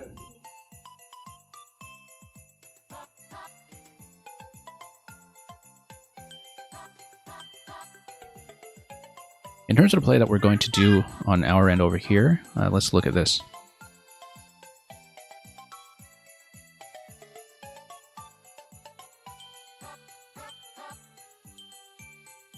Yeah, obviously we have that D spot that I talked about earlier. It's unlikely to be used as a D just given the consonant arrangement at the end of entreats.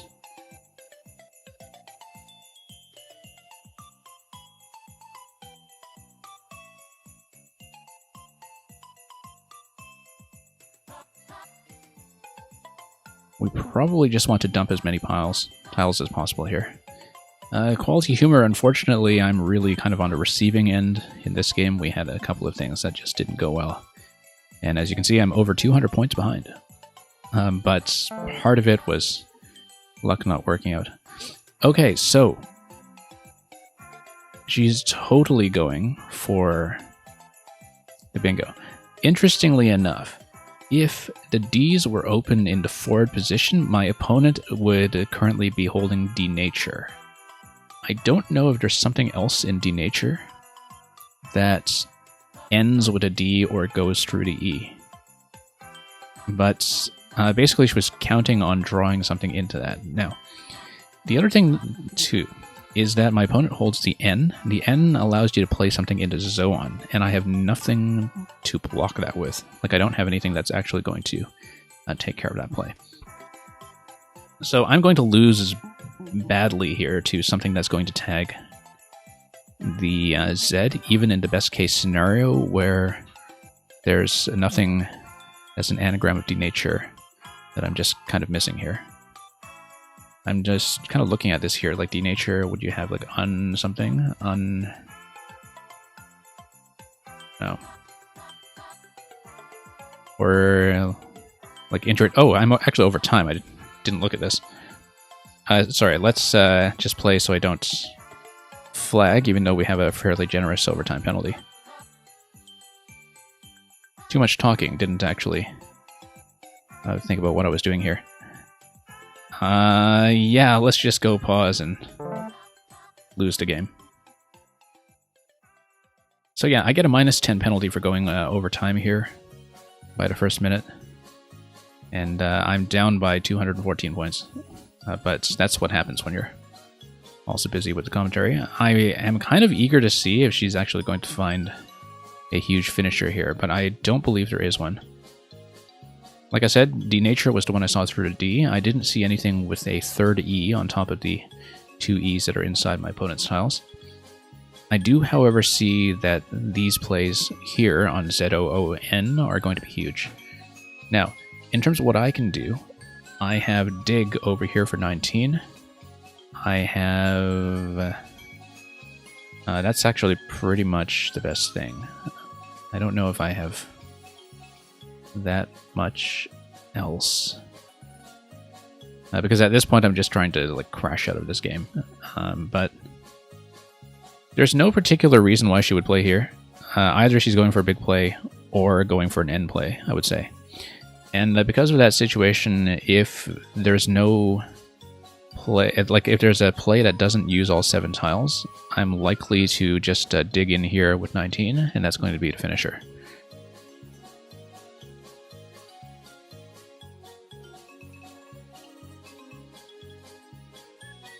But yeah, very likely, I mean, if you have something like a 5-tile play here, for example, or... So for example, if you play something like, I'm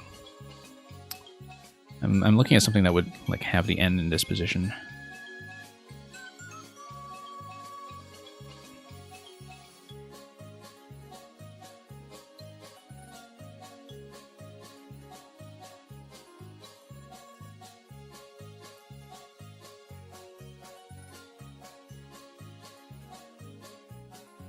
And my opponent actually just told me that she was looking for some way to play like under eat or under eats.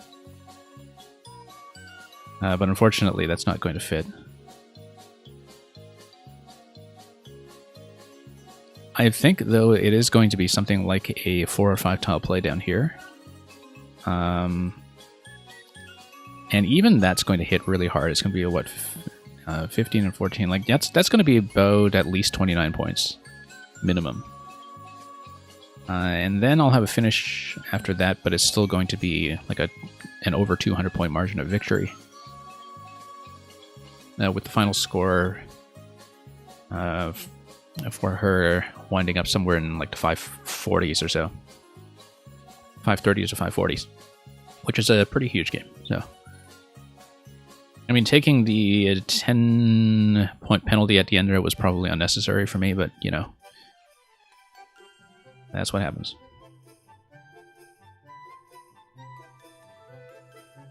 And yeah, quality humor, this is Woogles. It is explicitly trying to be the Lichess of Scrabble. Speaking of which, quality humor, you were probably aware of the thing that was going on with Lichess going over capacity today because of the massive bullet tournament that all the GMs were playing, and like tens of thousands, like 18,000 players or something were playing it.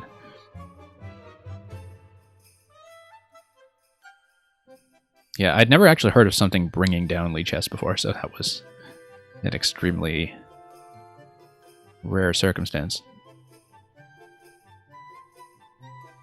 Yeah, I don't think they expected something like that for sure. But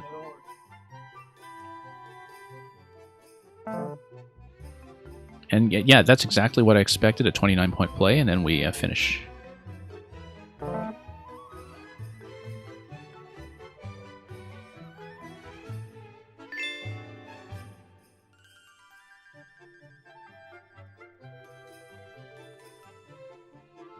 So we kind of got blown out in this game, but we'll walk through it quickly anyway, just to see if we had any in particular misses here. And then, so yeah, Tactics 47. Quality humor here is from our Mario Maker streams, but is also a really serious chess player as well. And so we get quite a lot of chess crossover here.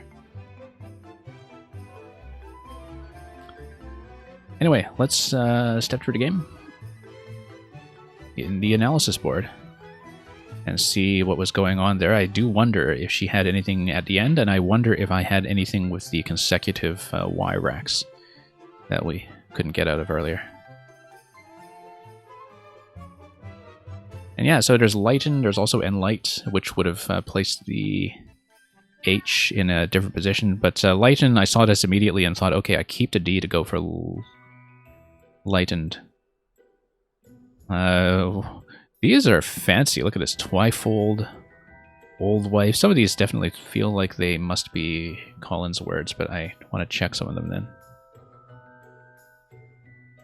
No, Old Wife is in both. And Trifold and Twyfold, yeah. A Twyfold. A Twyfold is actually like a twofold, as you can see in the definition in the bot. Twyfold, twofold, Twyfold. Collins only, but pretty fancy. Oh, something like Wifey would have been really good, because it's a much better leave, it dumps to W, and it keeps the possibility of ED open if I wanted to go for it in the next turn. However, the issue here is... well, first of all, let's check Wifey, because I think that's also Collins. I would have looked at double I words like this before in NWL, and I didn't recognize it. But, like, I also kind of know it colloquially, where there are a lot of Collins words that I've heard in the real world that I did not see when studying NWL, so it sounds totally right to me. But anyway, the big issue here is that my opponent actually passed on bingoing here to drop ED. Because if you drop ED, I mean, okay, maybe IRR is not great, but with IRR, like with the blank, you're still likely to bingo out of that. So she was thinking, okay, we'll just grab 42 points to be fancy and to lock that up. And we're still very likely to bingo on a turn afterwards. And so, as a two-play sequence, I don't know if that's optimal, but clearly she benefits from it, and it also blocks me off from taking that position on my turn. So that's a very interesting play over here. I don't know if that was also something that she just kind of landed on before looking for a bingo, but the thing is, this is such a likely bingo rack that I have no doubt that if she wanted to play a bingo here and took the time to look for one, she could have done it easily. So, but it was one of those where, okay, if you're going to score 42 points with ED, sure, let's make it look fancy. Nothing missed on this turn.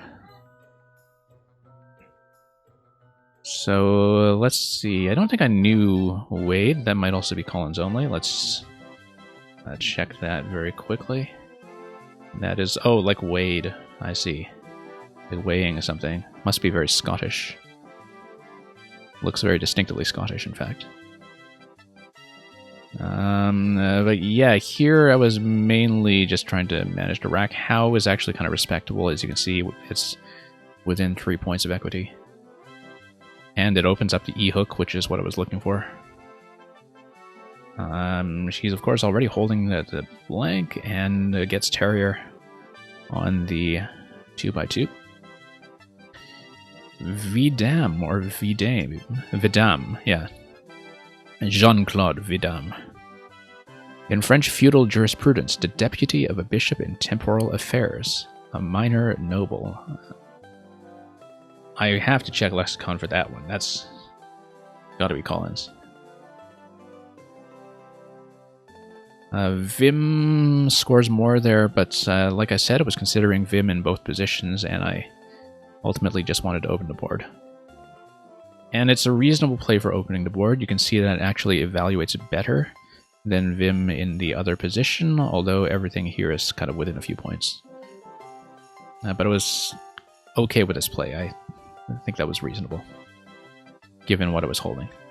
Anyway, she's got the other blank, and she's just going to get re-oiling. There are a couple of other plays that are in better positions, like Lionized.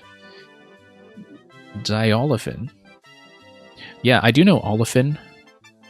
I think it's also Olifine, if I recall correctly. So the question is there Diolifine? Like, does it take the extra E? It doesn't. But that's an interesting one to know. Dioliphin using both of the eyes. And lots of other things, Lenition, Olivine. I mean, this was going to be a hit anyway. Reoiling is one of the lesser possible bingos there. It actually does create the risk of a huge triple comeback, but at this point, you know, you're so far ahead. I think if you're talking about like optimizing a game against top experts, though, you would want to look for bingos that do not open this, because that's like the easiest way to come back from a 150-point deficit. And look, I miss it. I miss C marks. I don't know C marks. I was looking at stuff to do with Mark. And, yeah, that's just a word knowledge problem on my side. I don't know C marks. I'm not a sailor. I wasn't even a navigator on a spice freighter. And that's 90 points that we do not pick up. I mean, like I said, sometimes when you are losing by 200 points, it actually is something avoidable, and far more often than you would think when you actually step through the post-game analysis. Anyway, look at this Whatcha. Whatcha doing here? That's actually precisely what this is, with a lot of alternate spellings. Let's take a look at this. And that is Collins only as well. What you doing?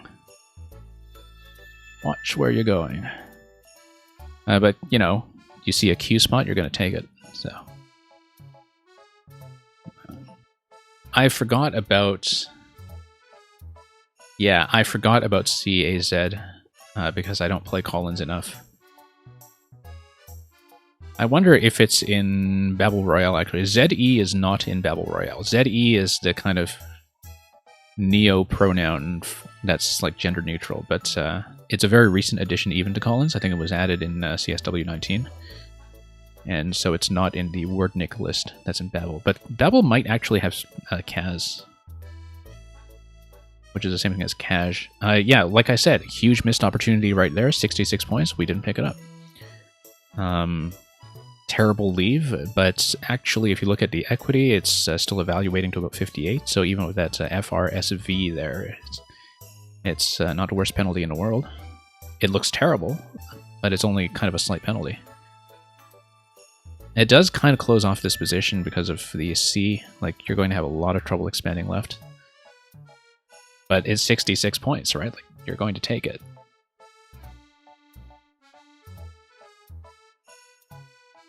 You had 2 Marks in your high school class, and one of them wanted to join the Navy, so you called him C. Marks. Well, that missed play there was in honor of your schoolmate Mark. And yeah, Chow is going to chow down on us here.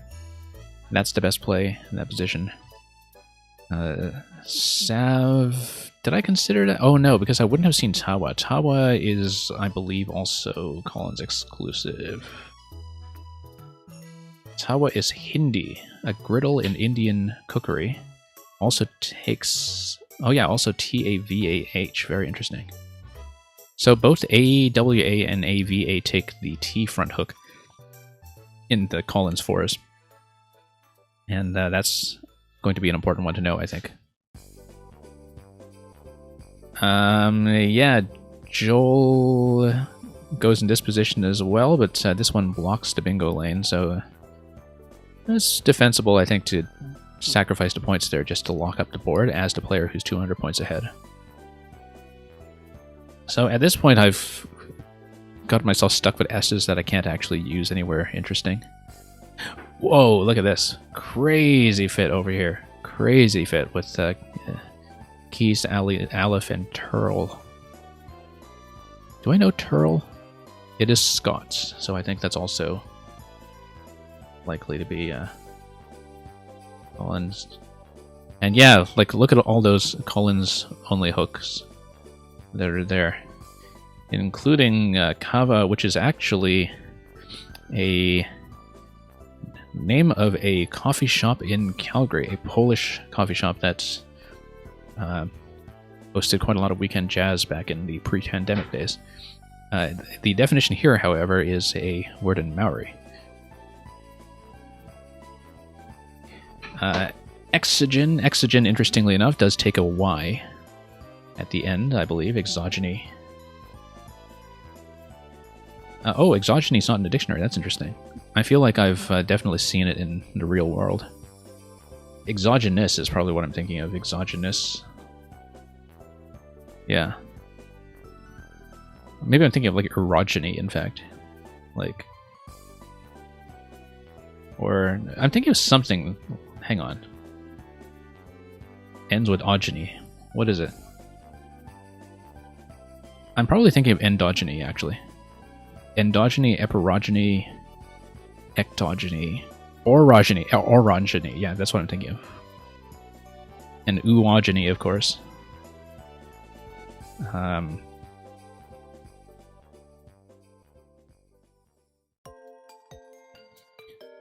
Yeah, so I probably just confused that with the exogenous.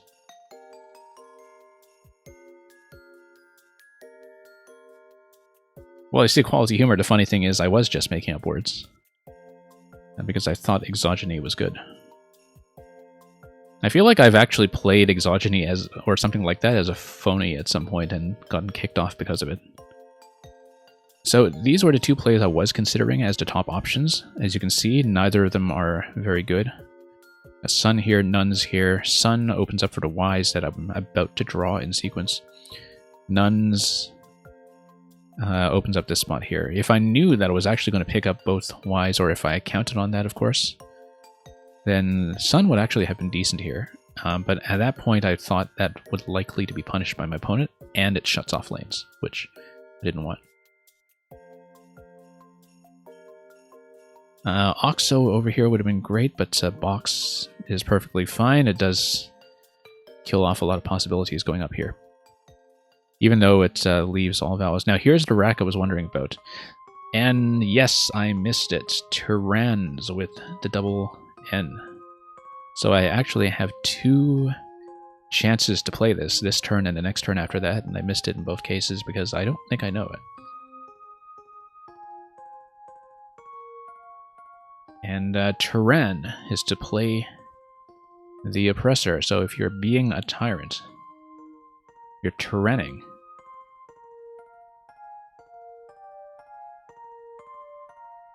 Very interesting, but you can see why I just had no chance at spotting that. Like, that's...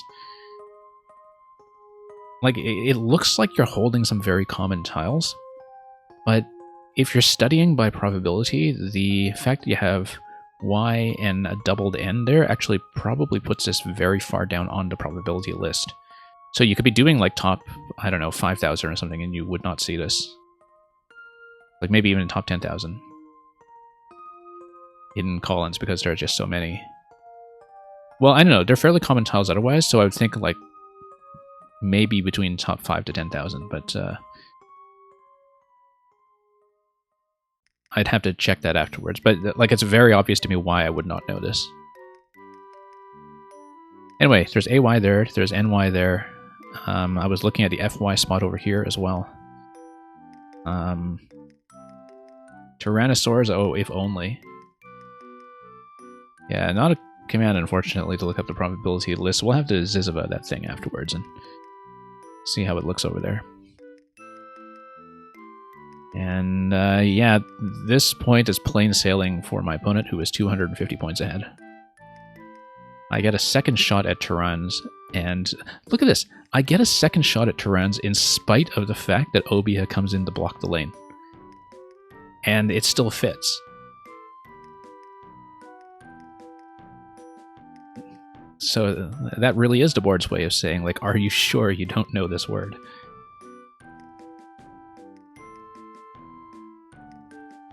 Anyway, unpeered, my opponent does not see it, but she doesn't need it.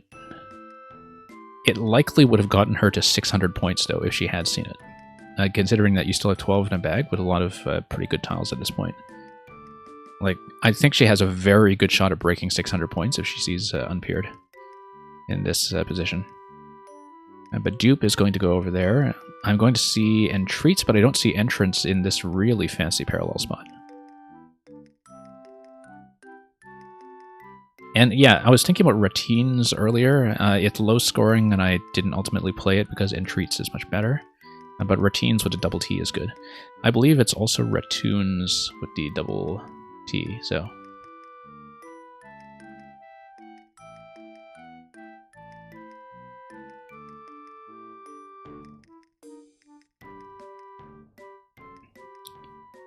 And yeah, quality humor. Who has ever heard of a box? But yeah, you've got entreats, entrance. I just don't see the massive parallel for entrance. But I have to say I didn't really even look at this spot after Phobia went down, which is not a good habit. Because sometimes you do need positions like that in times of desperations. I wonder if there's a 7 here that would normally fit. I feel like there might be. Looking at this... Like, it's new... no, it's not neutron. It's, let's anagram it. I could solve it, but I'm just curious. Okay, nothing. And obviously nothing on the board, so... Yeah, but it's good to know this doesn't have anything because it looks kind of like a bingo rack. And you can see why my opponent might have spent time on it. She spends 5 minutes on that turn, in fact. Because it does look like there is something there, especially with one tile left in the bag, and if you're looking for a place to fish one. So as far as the fish one plays go, Zoo is one of the better ones you can ask for. It gives you the end setup, which, you know... It's going to happen. I'm not really in a good place to be blocking it. I missed a ton of stuff here on this turn, of course. I still missed massive parallel beside Obia. Probably because I'm not thinking too hard about the Collins 2s in spite of playing them all the time in Battle Royale. You've got onter, neuter, neater... all this stuff, but nothing on the final play. So no bingos at the end that my opponent missed. So she did search very long, very hard, and there was indeed nothing. Oh, forgot about Zoot in Collins, like a Zoot suit. Interestingly enough, I think stuff like a Zoot here and Zootiest is good in both. But Zoot by itself is Collins. Yeah, I could have blocked with Chip with IO here. I think, given the time pressure and given the fact that my rack was generally really clunky, though, I just wanted to turn something over and end it.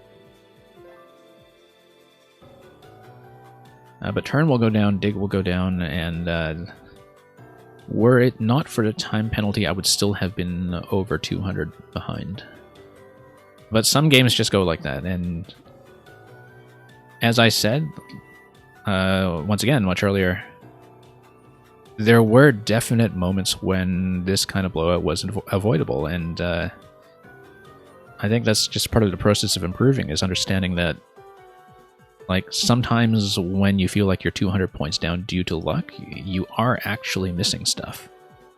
And that was the case here with C-Marks, and that was the case here with Terran. And probably something else besides. So, anyway, that's going to be it for this game. And that's going to be it for the stream as well. In terms of plans for the rest of the week, I will not be streaming on the Christmas weekend, but I've been playing, like many other Scrabble players, I've been playing enough Battle Royale recently that I'm likely to try to stream some more of that. In fact, I'm very likely to send you over to somebody who is running that game as well as we close out, even though we don't have that much of an audience to send forward. So do feel free to join me, and thank you for joining the stream. It's nice to go back to this game, even with a small audience. It's nice to just kind of do some commentary and analysis again, to look at this. And then...